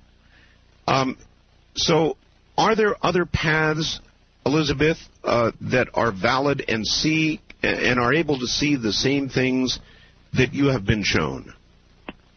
I think that the mystics of the world in every one of the major world religions have a deep contact with God. And I think that people in the outer circles of religion also have a contact with God. And each of us needs to position ourselves in that place where we feel we can do the best by communing with God and then going out and helping people who really need us. They need us physically. They need us to help us with their children, to help us with drugs, to face this and that challenge. And so then you don't hold yourself out as the only conduit to what's ahead. Every single person on earth has a conduit directly to God. They don't need me as an intercessor. Well, I hope the audience is sitting out there and really hearing this, and I trust a lot of my audience is. First-time caller line, you're on the air with a... Do the wild thing. It's 702-727-1295. My friend, that's the one thing I can't let you do. Please do not give your last name on the air. Oh, okay. So let's try it again. Just give us your first name and where you are. My name is Chris. I'm from Houston, Texas. Yes, sir. The whole spiritual thing, it goes a lot deeper, and there's a lot bigger picture than what I've been hearing tonight. And in what sense? The spiritual sense. There's for a lot of years, I guess you can call them witch cults or whatever, but there's a universal understanding of life, and it's called spiritualism, and it deals with everything that lives and grows, lives off the same energy, and it's the same energy that the grass grows from, that puppies are born from, that everything that lives and moves. It comes from some energy, and it exists throughout the universe. It's called nature, and a lot of people misinterpret it for God. And, I'm not saying that there's not somebody there that guides us. Why do you think there is some great difference, sir, between what you might call nature and I might call God? Well, I'm not saying there's a big difference. I'm saying that... in other words, what I was saying a moment ago, Elizabeth, I don't mean to leave you out of this, but I mean there are many conduits to the same message, to the same place. That's right. It's all the same. It's all the same. So we really, I think, have no argument. Do you agree, Elizabeth? I agree. All right. I think that's right. A wild card line, you're on the air with Elizabeth Clare Prophet. Hi. Hi. Where are you? Am I on? Yes. Cool. My name is Russell. I'm from Southern California. Right now I'm in Santa Monica. Okay. I'm into prayer. And I think it's almost synchronistic that you were just talking about how if you have to go to the bathroom a lot at night, it's your prostate enlarged and all that stuff in one of your ads. Yes. My father is in a hospital right now, and he was getting his prostate shaved, and they had complications. They punctured his bladder, made all kinds of mistakes, and it's a mess. Yes. So I've noticed that, I do prayer, and my prayers have become intense, and I'm noticing that it's working for me, and I'm convinced prayer is it. So I'm interested in this, like, violet flame stuff and these decrees that Prophet's talking about, and I wanted to ask her if she could, like, elucidate on that a bit. All right, sure. I also have a friend here who has a question, too. Well, Is that okay? one at a time. Okay. All right. Your question is a good one. He wants more about the violet flame. He wants to understand that. Well, may I give another mantra? Please. Okay, this one is called the living flame of cosmic freedom. It says, I am the immortal flame of cosmic freedom. I demand that all of my energies in outer concentration submit to the great God flame within my heart. I demand that all outer conditions come within effective God control. I demand that all that is not of the light be transmuted and changed, and that I be the fullness of all that which I already am. For I am the full perfection of God. I am the living flame of cosmic freedom. I am the buoyant, dancing joy of God that passes through my entire four lower bodies and descends from the heart of my presence to give me my freedom now. I am the raising power of the spirit of light and fire, which lifts me to the victory of my ascension, and is the full gathered momentum of victory of the saints and ascended beings of all ages, to ascend back to the very heart of God and the immortal consciousness thereof. So help me, God. So there you are, sir. That's great. So I can see how that would work perfect for me. But what about when I apply it for, like, nuclear war and stuff like that? Like, I don't want it to happen. In other words, what can you do to prevent what seems to be? Is it because, like, what seems I'm to be the becoming so much inevitable? greater? All right. What can he do? I always go back to the power of the spoken word, so that I have set in the ethers around me exactly what I want to have happen and come into physical manifestation. So if I'm going to deal with nuclear war, I would take another mantra from St. Germaine and see if you can visualize how this looks around you. All right. I am the light of the heart, shining in the darkness of being, and changing all into the golden treasury of the mind of Christ. I am projecting my love out into the world to erase all errors and to break down all barriers. I am the power of infinite love, amplifying itself until it is victorious, world without end. How would you apply that? I sat trying to think of how that would apply to nuclear war, for example. Because when we put a shield of light around us, the light of our hearts, the manifestation of the mind of Christ, and we call for the breaking down of all barriers, we call for the power of infinite love, that is energy. We've qualified that energy with a very specific code, and the code are the sequences of the words of the mantra itself. So every syllable of a mantra carries energy. So when you want to accomplish turning back nuclear war, you start with this nucleus of the light of the heart that comes from the I am that I am that God revealed to Moses. So we go back to our source, we call God to send down shafts of white light, then we give a mantra that anchors it into the physical octave in our bodies and in the situation of your father's prostate. All right. You seem so positive on life, Elizabeth. You're obviously positive on life. It's a message that I think the masses have missed about you because the press never listens to that. They only seem to want to concentrate on trying to trying to portray you as a cult leader, they never seem to listen to what we're hearing tonight. And so I'm glad we've been able to hear it. What is your best assessment? You're certainly optimistic about what we can try and avoid, how we can try to avoid it, but does it seem increasingly inevitable to you? I hate to hear the word inevitability because it almost becomes a prediction. You know, whatever we affirm, we become self-fulfilling. So I'm one of this person that never says die. I'm going to work and try to help God and all of the people that I know to come into a higher alignment with the reality of the universe.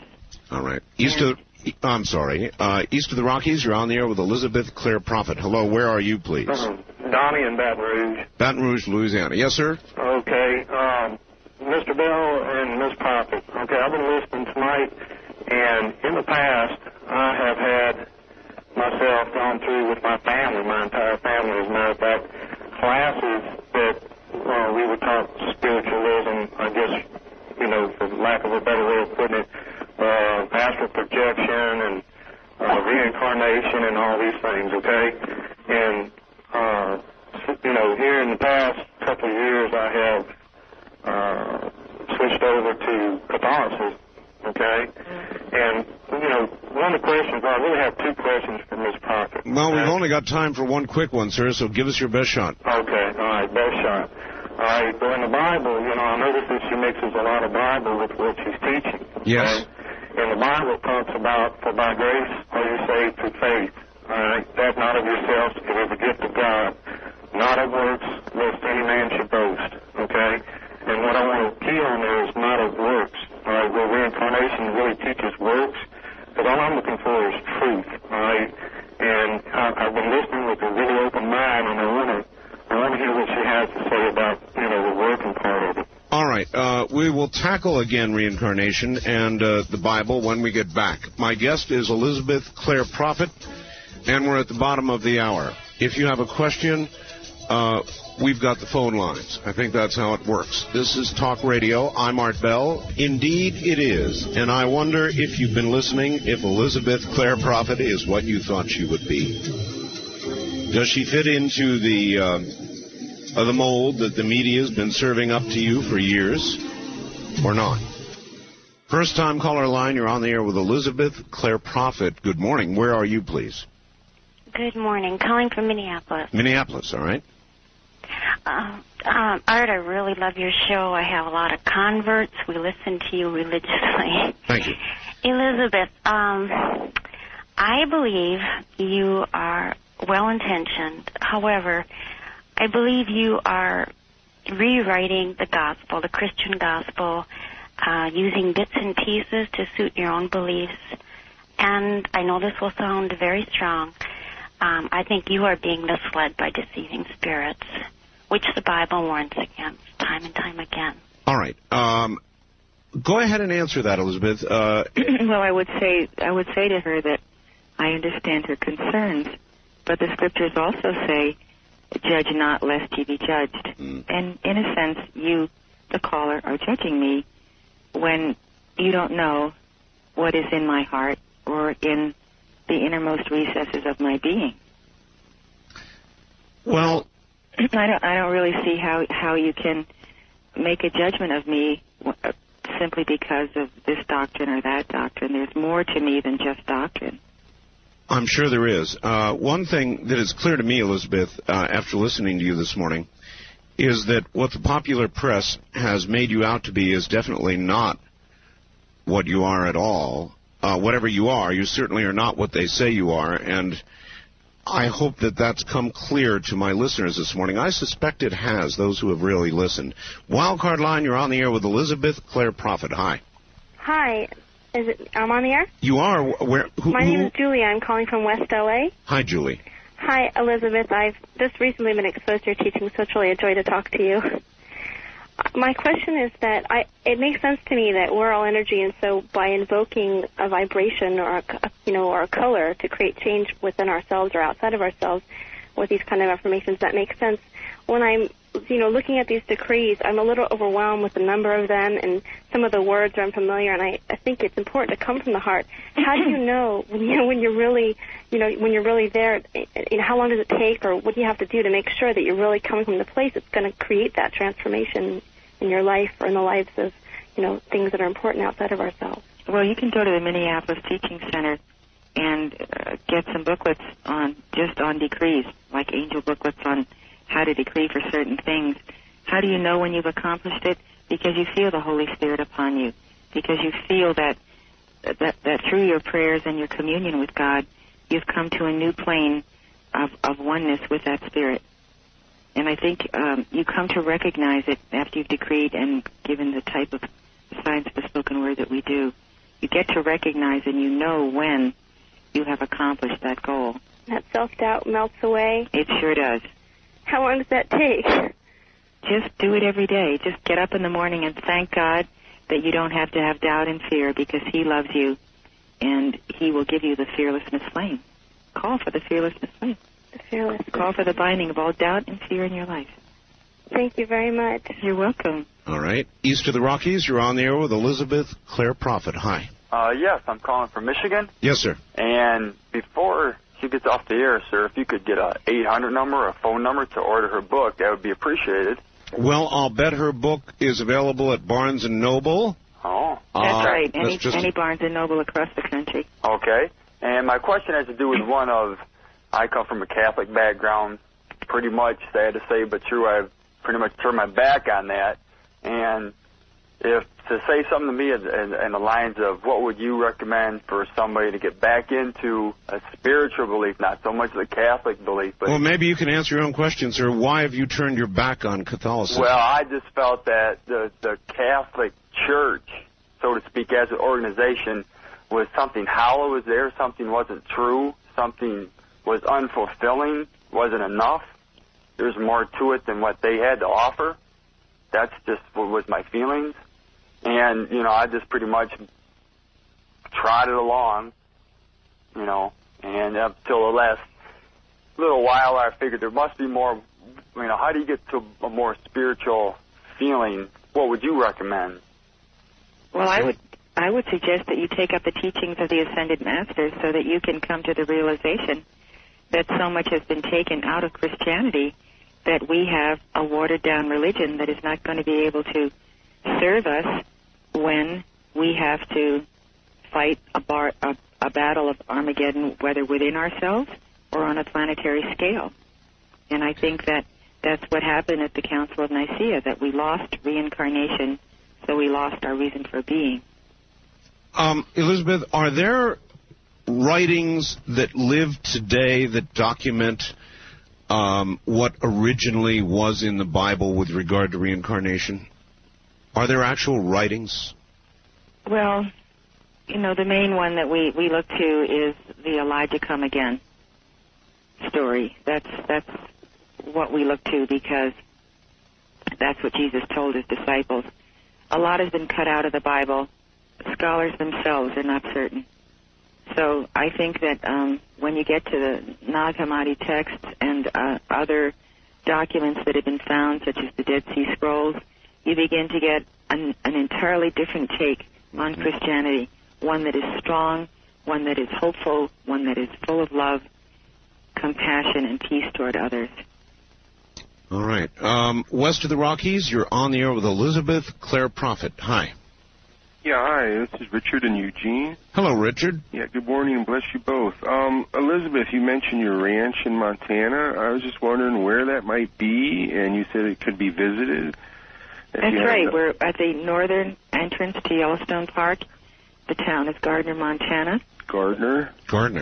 Yep, Gardner, Montana, and we have 8 miles of river, Yellowstone River, on our property, as well as 5 miles of continuous border with Yellowstone Park. Wow. It's magnificent. Is there a phone number? Yeah, phone number is 406-848-7441. Wait a minute. Everybody's scrambling for pens. That's 406. I can give you my 800 number, 1-800-437-3366. 3366? Mm-hmm. Okay, that's 1-800-437-3366. And people are welcome to come and visit and take part if You're they like. most welcome, and we'd like to see you there. Great. You can also visit us on our website with www.psl.org. All right, and if it will help, caller, if you're used to going to my website, we have a link up there right now to Elizabeth Clare Prophet's website. All right, thank you very much. All right, thank you. And I also took the trouble to scan a very, very nice, flattering, I thought, black and white photograph of you, Elizabeth, and put that on the website as well. Oh, that's very kind of you. We're almost done. Hang in there. First-time caller line. You're on the air with Elizabeth Clare Prophet. Hi. Oh, hello. Where are you? I'm from Boise, Idaho. Okay. And I want to go to bed, but I wanted to talk. Well, that puts you in the category with several others, I'm sure. How many are there before me? Go right ahead. Ask a question. Oh, okay. First of all, I just wanted to say hi to Art, and that it seems like I've known Art all this time only because I listen to his tapes. My husband works day and night, and he records them. Anyway, I just wanted to tell Elizabeth Clare Prophet that I am grateful that she was interviewed, and also that Art's wishes, came true. Well, I'm originally from South America, but I'm living here in Boise, and I just like to testify the Violet Flame. I found the teachings in 1977, and this is 97, so I think it's been 20 years. My children grew up over there, and, I served on staff for almost 12 years, and I could really testify, with the Violet Flames and St. Germaine. And I just wanted to share this with all the audience, which I consider my brothers and sisters out there listening, that they should try to give it a try. Well, at least hold an open mind and listen, and with an open mind. And when you do that, you're liable to actually hear something and learn something and be surprised that what you thought was true perhaps is not. Wildcard line, you're on the air with Elizabeth Clare Prophet. Hi. Yes, how you doing, Art? Fine, sir. Elizabeth, I had a question as far as in Hebrews it talks about it's appointed to man once to die and then the judgment. As far as your beliefs in reincarnation, how do you take that scripture? I take that scripture to mean that we are given once to live, and we are given many times to live, and when we are called home, we go through the resurrection. You see, this goes along with canceling out the Council of Nicaea. You come to the place here, it is given man once to die. Well, we know that it is not given to man once to die because we know the law of reincarnation. But you say that scripture is untrue then, right? I wouldn't say that it is untrue. I think you and I have differing understandings of that scripture. Okay, then. Okay, thanks anyways. Bye. Well, thank you. Now, that struck me as somebody who didn't really want to listen. His mind was already made up, and he was just going to try to suggest that you don't properly understand it. Elizabeth, it has been a very rare opportunity, and you have surprised me, and I suspect you've surprised many others. I want to give you a chance real quickly, if you would, tell us again where you're going to be in the near future and when. Okay, let me tell you right now. San Diego? San Diego, April 12th and 13th. Right. Saturday and Sunday. And that's $45 a day and $75 for the weekend, 50% off to students. April 19 and April 20, Sheraton Gateway Airport, Century Boulevard. And that's in Los Angeles for the weekend seminar. San Francisco was a weekend seminar, May 3rd and May 4th, The Practical Art of Living a Spiritual Life. And then June 7 and June 8, Crowne Plaza, Seattle downtown. We also have events happening at Cal State University, Long Beach on April 15th and Thursday, the 17th in Los Angeles at UCLA, and that's $7 admission fee for the evening for students and very reasonable. professors and whoever else wants to come. All right, and your book, Reincarnation, The Missing Link in Christianity, is available, Barnes & Noble, just about every place across the country. Is that right? All right, it has been a pleasure having you on. I really want to thank you, and let us do it again someday. We look forward to it. Take care. Thank you so much. Bye-bye. That's Elizabeth Clare Prophet, and an interview I've wanted to do for a long time. And, you know, I'm curious now, from those of you out there, was she what you thought she was going to be? Was her persona what you thought it was going to be? Are your illusions that were no doubt manufactured by the soundbite mass media, are they now shattered, or are they intact? We're going into open lines now, and I did what I did tonight with Elizabeth Clare Prophet very, very intentionally. I wanted you to hear her, what she really believes, and while you may not agree with Elizabeth Clare Prophet regarding her spiritual path, I think it important that you got a chance to hear her. Aside from the media assassinations that have been done, you know, all the cult business. And so I think it was obvious to anybody who really bothered to listen that she follows a spiritual path that has no relationship whatsoever to what occurred in Rancho Santa Fe. And I wonder if you would agree with that assessment, having listened to her. West of the Rockies, you're on the air. Hi. Oh, hi, Art. This is Sherman in Watsonville. Yes, sir. And I want to tell you, love your show. Thank you. I enjoyed hearing Elizabeth's comments. I wondered if the next time you have her on, if you could ask her what her connections are to the original St. Germaine Foundation in Mount Shasta, California. Well, that would have been a good question. What I'm curious about, sir, is what I just asked about. There's a popular conception of her foisted on the American people by the press.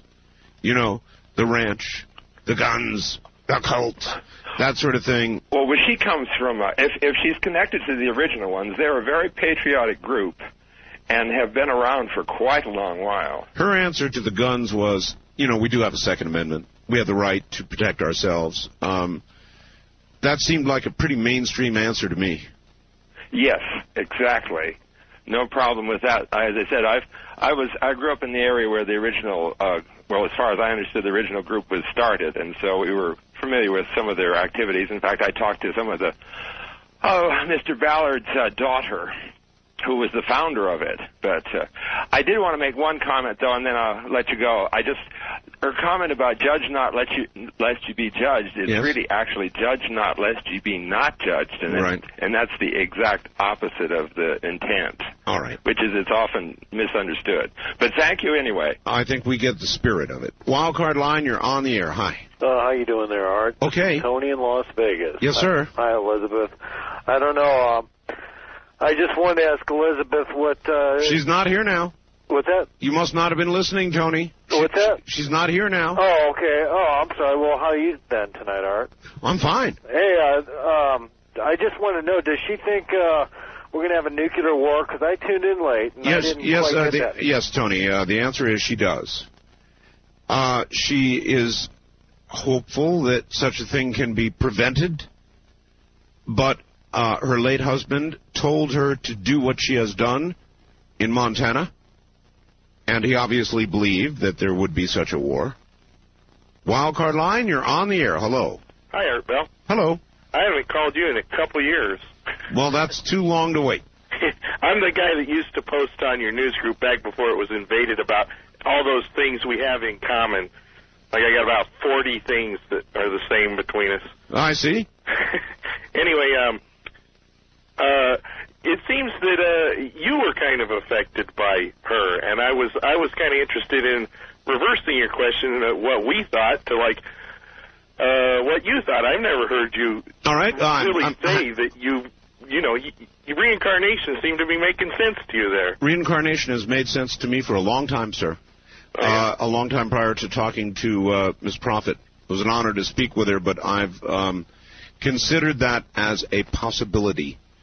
Now, underline possibility, because I'm not so sure of anything. I wish I had faith in one single thing. I don't.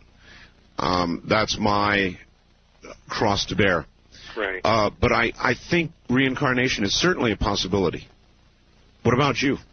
Well, I mean, I'm convinced there's reincarnation. I've had some interesting experiences, like with memories and especially other countries. I had this vision, a waking vision, laying in bed of a scene in India, and there was sitar music in my ears. You have to remember, I'm not asleep here. I'm meditating. And I see a scene in a restaurant, and I know nothing about India, but I know where I am. And I've never eaten in an Indian restaurant. But that weekend, I made sure to go to one. That sounds exactly to me like, thank you, what Elizabeth Clare Prophet said, started her on this whole path. In a sandbox when she was very young, I think, what did she say, 6? And suddenly she was in Egypt. Suddenly in Egypt. I wouldn't necessarily tell you that I can agree or embrace everything that she embraces. But on the other hand, what I did want to do was do what the rest of the media does not do. And that's what we do here. And that is try and really find out what a person is about, what they really do believe. And there are several things that came through with crystal clarity. And that is that she believes in life, not death. And that she is not leading a group of people to a self-propelled Armageddon, as would seem to be the case with the Heaven's Gate group. We'll be right back. Well, wait till you hear this. This is from Steve in Portland, who always writes, "Till the comet do us part." Does Hillary Clinton listen to Coast to Coast? This is an Associated Press article. Hillary Rodham Clinton today denied administration officials tried to hush up a key figure in the Whitewater investigation by finding him work, calling that suggestion part of a never-ending fictional conspiracy. She said, get this, folks, the fuss over the Whitewater probe reminded her of, quote, some people's obsession with UFOs and Hale-Bopp comet some days. Hours, end quote. Hours later, President Clinton threw back his head and laughed when he heard about his wife's remark and said, did she say that? That's pretty good, he told reporters. Asked if he agreed with Mrs. Clinton's assessment, the president added, if I didn't, I wouldn't disagree with her in public. Yeah, I bet you wouldn't. And that reminds me of an earlier news story about it was entitled, it was the Associated Press, it's buried under here. Yeah, here it is. Mrs. Clinton denies hush money. Actually, it does cover the UFO thing in here. Let me read it to you as it came across Reuters. Hillary Rodham Clinton says the Whitewater affair is a never-ending fictional conspiracy pursued by zealous critics who remind her of the UFO cult followers who committed mass suicide. The First Lady's colorful remarks were part of a denial of any White House attempt to get hush money to former Associate General Webster Hubbell to keep him from telling all he knows. Now, I liked the headline. Mrs. Clinton denies hush money. What else would you expect? I mean, how else would you read that headline? Mrs. Clinton admits hush money? Or, yes, we paid him big bucks? Or, of course she denies hush money. And I'm not saying that any hush money was paid. I'm just laughing at the headline. And by the way, I've got some pretty good quotes for you as the show goes on. First-time caller line, you're on the air. Hello. Oh, hello. Art Bell? Yes. Oh, hi. I've been listening to your program off and on. If I don't fall asleep, it's so interesting. I wondered if you have ever visited Prophet's place. No, I never have. Well, my husband got very interested in her, and we went up there to see the whole place, and it really is a cult. I hate to tell you, but we spoke to people. She sells property to the people. At that time, this is several years ago. Well, that doesn't make it a cult. No, but she sells it to them for $48,000, and then they have to give it back to her. And they're only allowed a strip of land there. And we spoke to people that they're terrified to go on the outside because she depicts just doom for everybody if they leave that place. And one man was terribly upset. He said he just hates it there. His wife is terrified. But I've had, but ma'am, I have had countless, her visit to come on the show to be a guest. Right. Was advertised, 2 or 3 weeks ahead of time. Right. And I've had countless faxes and emails from people who were, inside. Right. With varying opinions, but none of them said that there was any problem when they wanted to leave. They just walked out. Well, yes, it's again an inner strength. So it's not that, but what I'm trying to say is, when you're saying it's a cult, my traditional understanding of a cult is that it doesn't quite work that way. People just don't walk out when they want to. Well, I don't know how many have walked out because we could have stayed for dinner, but these people donate all their services, and there's some very intelligent people. So you were one day there?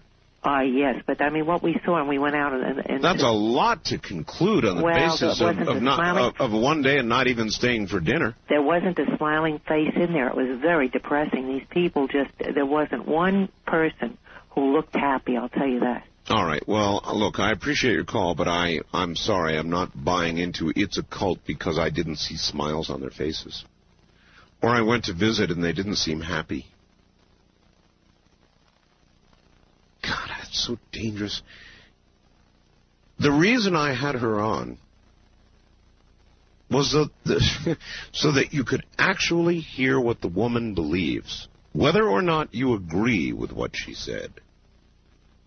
I wanted to do what most of the American media does not do, and that's actually allow you to hear what she believes. Not to clip up sound bites and serve them up in an effort to shape a story the way you want it to be. Cult, guns, bunkers, that sort of thing. Did you really sense that that's what she was all about as you listened? Did you sense that here was a woman who was going to bring about, as David Koresh did, either by antagonizing the authorities or himself firing the first shot, depending on what you believe about that? He brought on his own apocalypse. Did you sense that from her? No, I don't think so. That's why I had her on. I've had a pretty good taste myself lately of what the American media serves up when it decides it wants a story portrayed in a certain way. It's not fair. A wildcard line, you're on the air. Hi. Good evening, Art. Good evening. Yes, we had an occasion, Bob and Pocatello, we had occasion to visit the Church Universal Triumphant. You actually went over and visited, huh? Yeah. We had made some acquaintances up in the park of some pretty sensitive and talented people, and their ranch is, of course, their property goes up from Gardner to South Entrance. And I might, to this lady who was concerned about the buffalo being killed, I might say the state of Montana is doing the killing of the buffalo. And yeah, I know there's a big fight going on about that. They just sort of wanted to lump her in with that. Well, I just wanted to set that straight. But in any case, their freedom to worship the way they want to worship is assuring my freedom to worship the way I want to worship. And I think what happened at Waco, people are free to believe what they want to believe, and and I was very concerned for the Church Universal Triumphant when the thing happened down at Waco, because I think they have a parallel thing. Probably you have and I have. That is that I have collected firearms since I was a teenager, and I believe that the Second Amendment means what it says, and that's right. And she has this common belief. But anyway, on the visit to the ranch, my wife and I were especially impressed by their teaching of the children. They had they're making do the best they can with the resources they have, and we had an opportunity to visit they had converted some mobile homes into classrooms, and we visited several grades, and they use a Montessori instruction system. Right, so you really got a pretty good look. Oh yeah, we spent a whole day at it, and children use the McGuffey readers, and we got to visit there. They don't eat much meat, all right, and but they make bread, good heavy bread out of all.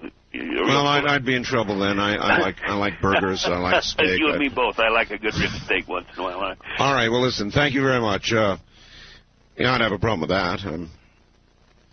Matter of fact, I had 2 delicious hamburgers tonight before I got on the air. Absolutely delicious. But that's a small matter, and the point the point that man was trying to make is well taken. One, that it's more than time that we stopped looking at people because they possess firearms to protect themselves with. So what? Now, I know that doesn't go down so easily on the East Coast, but I live out here in the West. I live, and I mentioned it during the interview, in an area where if somebody came after me, I am my own first line of protection. I have no illusions about that. And those who live out here and think that they will be protected if somebody comes after them are, in my opinion, delusional. Yes, the police, the sheriff, they'll do whatever they can. But when there is a large space between you and those who would endeavor and certainly try to protect you, then, in my opinion, you better be able to protect yourself. There's no guarantees in life, but you do what you can. And the Second Amendment says you have that right. And I believe it is not only a Second Amendment right, but it's a God-given or Creator-given right for you to protect your own life. That, folks, is choosing life. And if there was a thread throughout the interview with Mrs. Prophet, it was the choice of life. Did you not get that? Did that not come through? Whether you agree or disagree with what she believes from a spiritual point of view, it was obvious that she believes in life. East of the Rockies, you're on the air. Hi. Hi, how are you, Art? I'm fine. Man, it's great to talk to you. Let me tell you, I agree with Miss Prophet and I disagree with Miss Prophet. I'll tell you why. And I think you and I are spiritual brothers in a lot of ways. Maybe so. And you tell me if I'm wrong. I see it as, I grew up Southern Baptist from South Carolina. And I see it as I have questioned, and I went through a struggle, but being Baptist alone is enough to make you question. And so, as I went through about 6 years of heavy debating, even thinking that maybe I was agnostic at some point, I finally have come to the conclusion, I see it as a pie. As we have Christianity, we have Buddhism, we have a number of religions, you add all of them into this piece of the pie. And we've kind of broken our own pieces of the pie into Christianity, and this is what I believe. Mm-hmm. Well, I think if we're willing to see, just like Miss Prophet has done, she has her piece of the pie, and who knows if we'll ever see that whole picture or eat the whole pie, if you will. But if we'll just look beyond those walls, we'll see the connectedness in that it's one big pie. It's not separate from one another. All these pieces come together, and if we look outside of it, we'll see the connectedness of it. But I think it's the things that we're taught keeps us limited into that little piece. Well, I thought a key thing that she said, and you may have heard me ask her, a key thing she said was that there are many possible paths to the same answers. Not just hers. She does not hold hers out as the only true path, the only true answer. And what a stress reliever that is when I find the openness to people when you can see that connectedness and they say, okay, let's say they're Buddhist. The connectedness, there's not a stress that you don't feel withdrawn from them because you know that you're a part of them. Well, I appreciate that, sir. Thank you. You're right. I'm leery of people and leaders who say, I am the only way. I am the only path. You must follow me, and any other path is going to send you down to shovel and coal into the fire, if you follow me. I'm not so sure there's any single path. I think there are many paths for a person to become spiritual on their own.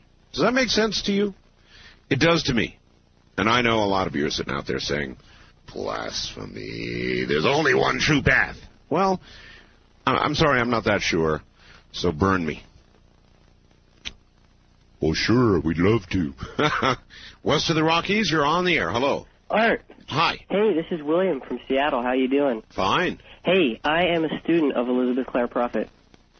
All right. And I'll tell you, she is a wonderful woman, and it was great to have her on your show. Well, what got to me was a lady who called a little while ago. I heard it. And she said, well, I went out there. I could have stayed for dinner, but I didn't. And I got to tell you, it's a cult. I saw it. They didn't smile. It was a cult. No. God, I'm telling you. I thought that was kind of funny because, people tend to judge based on their own opinions, basically, on their own perceptions. Well, at least the lady went out there and made a judgment. But most people are judging and saying that based on what the American media reports. And I've seen a number of reports on Elizabeth Clare Prophet. Right. And they paint her the same way every time. Well, I'll tell you, I have a group of friends out here. We're all in the church. And we listen to your show every night. And I think the thing we like about you, too, and I think most of your callers could probably agree with this, is the quality of the heart. People can lie, but, when you get to a point, you can see through it. Yeah. You know what I'm saying? And it was like, how much of what she was saying sounded like a lie? Now, that's what really interested me in the church from the beginning. Yeah, what I was trying to tell people is, and I know that a lot of people disagree with her philosophy of spiritualism, which is fine. But when you listen to her voice, it should have been absolutely obvious over the 3 hours that she's totally sincere. Oh, no doubt. And that she's no David Koresh. And that she's not somebody who's going to lead a bunch of people into drinking Kool-Aid or slopping down some pudding and going off into the next level. She gives a good explanation of why people don't always remember past lives. And I'd like to tell your listeners about this. There's something that she calls it God's grace. It's the veil of forgetfulness. Yes. Now, how many of us have done bad things, terrible things, or whatever kind of things, and we feel guilty, right? Now, imagine having 1,000 lifetimes. Of course, say, yes. And being able to remember all the wrong things you've done. I mean, that would be burdensome. A big burden. Yeah, so you figure if karma is the return of actions and reactions, basically what's going to happen is you're going to go through life, like you said your wife was telling you, you're going to go through things, and you're going to get returned things, good or bad, and you're going to have to deal with them. Yep. So let God deal with that. Giving it back to you, I mean. One other thing I wanted to mention is last week, my brother Chris and I faxed you some lyrics to a song that we wrote called The Quickening. And we're coming out with a CD, and I want to get it to you. And I don't know, I know that there were some other people who called up saying about music. They had written some... You actually wrote something called The Quickening. Yeah, and I think that you'll really like it. And I'm sure... Oh, this is another thing I wanted to mention. This is why I've been trying to call all night. I haven't gotten your book yet. But do you talk anything about the quickening with the entertainment industry? Because one thing I've noticed is, yes, it's happening with our government. It's happening in religious situations. But as a musician... And I've been given a blessing by my teacher, who is Elizabeth Clare Prophet, to write music to actually teach people. Because what do we see nowadays? We see bands out there and I'm not necessarily trying to judge their music, but look at the subtlety of their message. The heart of the rock and roll and the lyrics to these things. I think they're promoting the quickening in a very subtle way. A very subtle way. Well, look, I've even wondered about myself, sir. I appreciate your call. I've had deep thoughtfulness about my own part in it. In other words, am I documenting it? Or am I at the head of the parade? Well, I think that I'm documenting it. Am I ducking this one? No, I don't think so. I've thought it out carefully myself, and I believe that I am documenting it. And I believe that exposing its ongoing occurrence is an important thing to do, hence the book. East of the Rockies, you're on the air. Hi. Hi, look at the radio. Yes, turn that sucker off. Okay. All right, where are you? This is JJ in Austin. All right. Hi, JJ. Hi, I lost you earlier. You sure did. Yeah, I was going to ask a couple of questions. I didn't realize you were cut so short on time. I'm going to at least ask one of these questions to you to just get your take on it. Sure, go ahead. And before I ask it, I got to say, the guy that just called in that gave the analogy of the pie, yes, that was beautiful. I've been looking for that analogy for years. Like I told you earlier, I grew up in a mainstream, non-denominational Christian home. And all right, we got to do this quick, JJ. Okay. When looking for your soulmate, should you just ignore everybody else?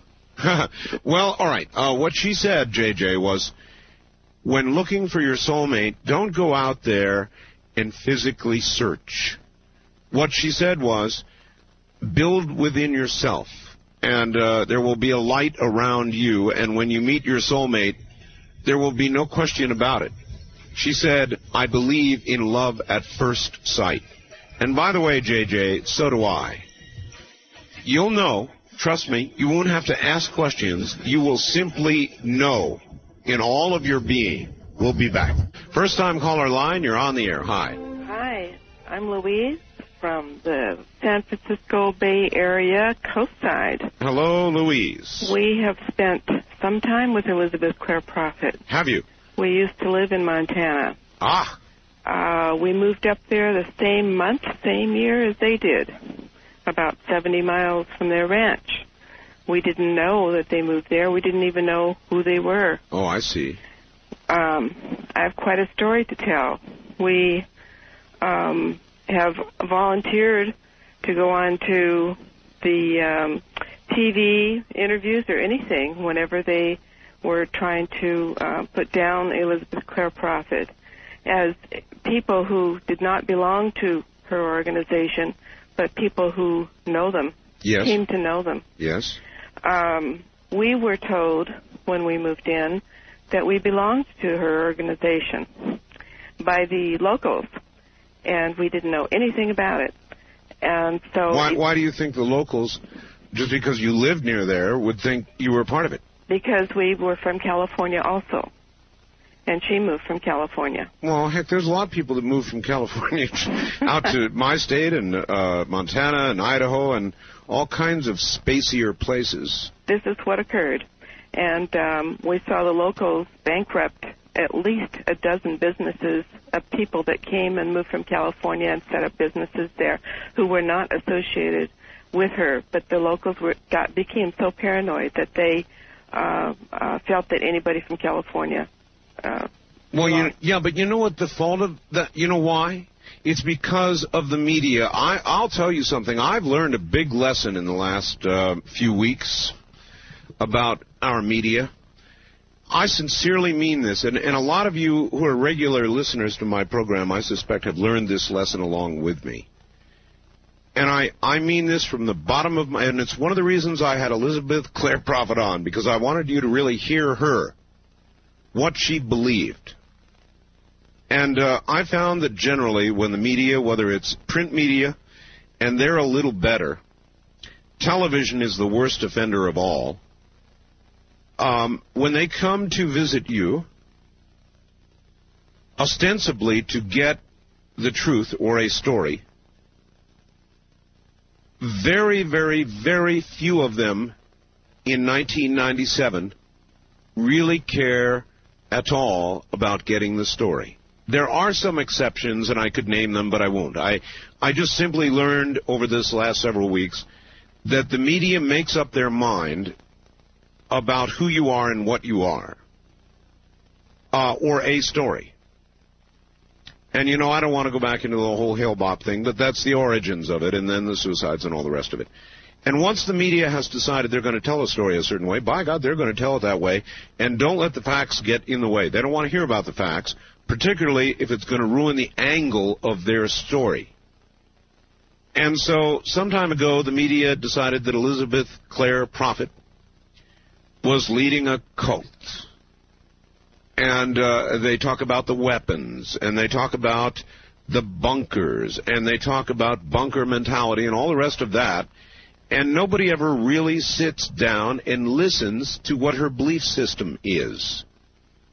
Now, did she sound to you like David Koresh? Did she sound to you like somebody who was or is trying to instigate her own Armageddon? Not even close. Not if you listened. Now, you may certainly disagree with her spiritual philosophy, and that's fine. But the point of the interview, the real point of the interview, was that you understand what her philosophy is. You may disagree with it, but that you understand it, so that you understand it is not what ABC's 2020 portrayed it to be, or what so many other news organizations who are bent on telling the story the way they want the angle to be. Instead, we had 3 hours, and we laid it out. So I know a lot of you disagree with her view of spirituality. All right? Biblically, religiously, you disagree. But one thing I think you should have gathered from that interview is that this is a woman who believes in life, not death, who believes that if there is prophecy, there is hope to try and change it, not to make it self-fulfilling.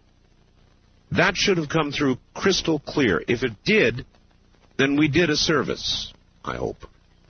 East of the Rockies, you're on the air. Hi. Well, good morning, Art. I very much enjoy your show, and I'm so glad I got through. My name's Rick. I'm calling from the south side of Chicago in Flossmoor. Hey there, Rick. How are you this morning? Very well. All right. I had a question about Rodney Barker. That was probably one of your most intriguing shows I've heard. Glad you liked it.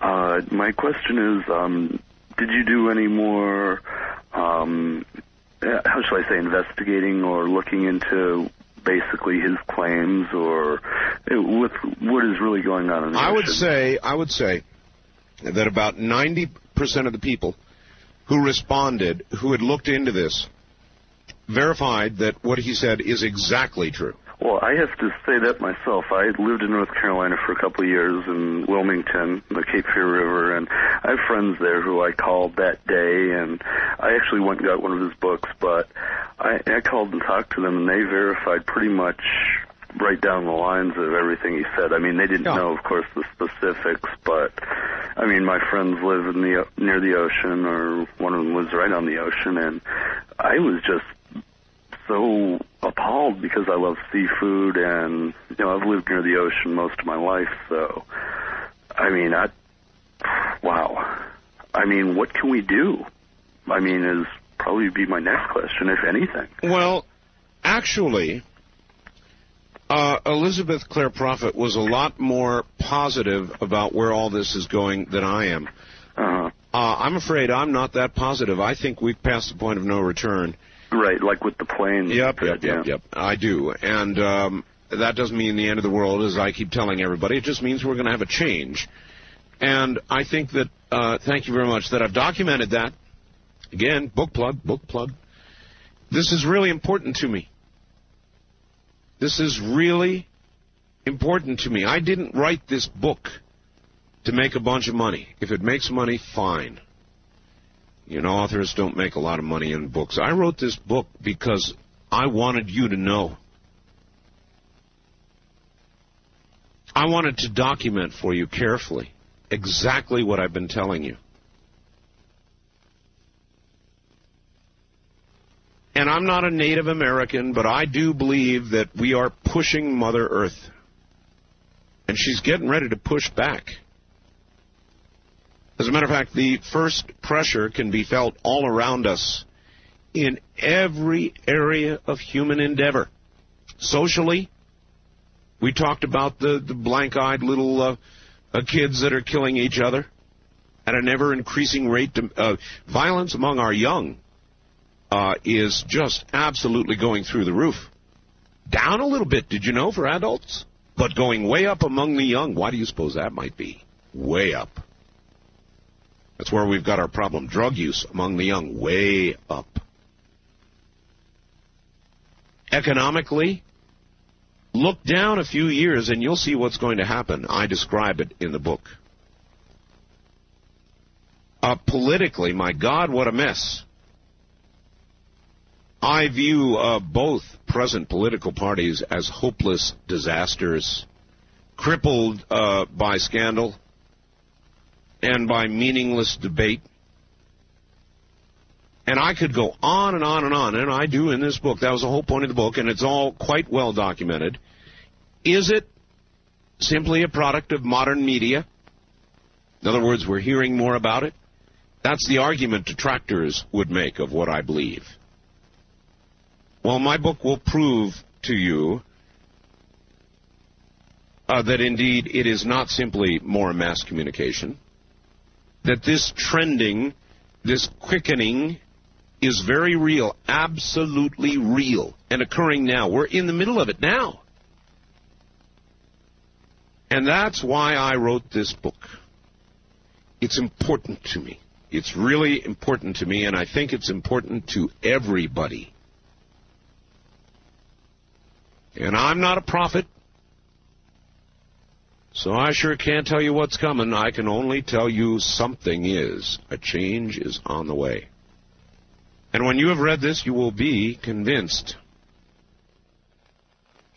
Again, my book is called The Quickening. West of the Rockies, you're on the air. Hi. Good morning, Art. Good morning, sir. This is Charlie calling from Medford. Yes, sir. And I just want to make a little comment here real quick about if you've been watching any of your local network news on TV lately in the past 2 or 3 days about that missing bomber. The A-10. Have you noticed how, even our local channels here in the Medford area are dropping little insidious little hints that this guy has just up and flown the coop with the plane? Sure, broken arrow kind of deal. Oh, yeah. They're just dropping these insidious little hints, and they're slowly brainwashing the general public. Now, when they find the plane, if it winds up being a crashed or downed airplane for whatever reason, they're going to still be saying he was trying to fly it to outer Mongolia somewhere and trying to make him out to be some sort of a crook. And what if something did go wrong? You know, what the heck? This is the way our media is going anymore. Well, that's because it's... We do have Sir. That's because it's a sexy story to tell. And now, listen to me for a moment. For some reason or another, he was in the mountainous area of Colorado. If his airplane went down in the mountains of Colorado, it may be arguably years, if it crashed, before the crash site is ever located. Oh, for sure. So to be jumping to these conclusions is really premature. But it's sexy. They're putting frills and fringes on it, and I'd be surprised how many of the people out there are eating it up with a big old spoon. I know. It's terrible. I know. Of course, it could be.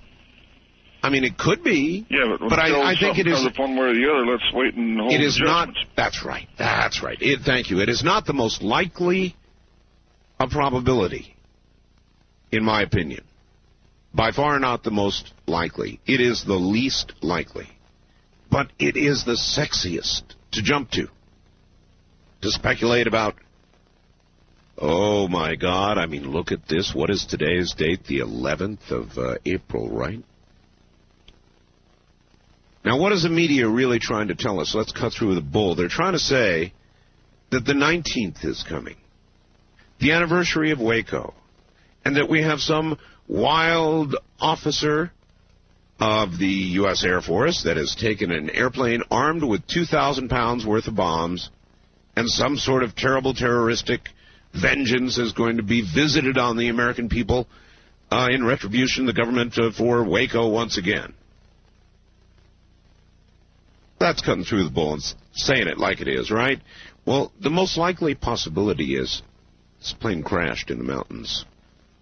If what people are insisting upon speculating about should come true, then God help us. But I certainly would not jump to that as the most likely scenario. A wildcard line, you're on the air. Good morning, Art. Good morning. This is Mike in Glendale. Yes, sir. How are you? Fine. Yeah, just a quick 3 points. I don't think that how can anybody criticize Elizabeth when every member of Congress and their family has a bunker to go to, number one. They sure do. And as far as prophecies, my view is, this is a conjecture, it's not a prophecy, is that the world situation is unclear and calls for pragmatism.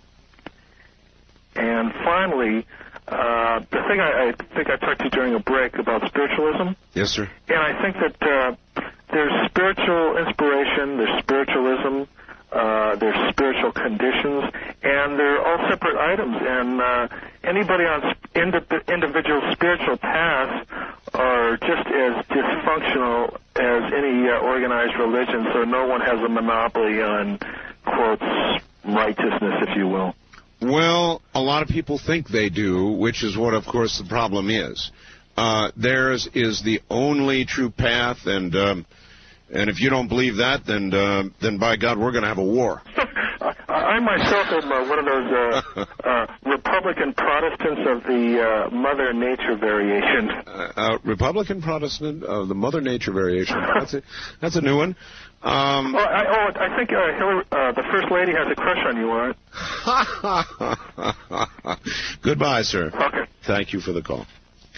Her remarks are somewhat startling, aren't they?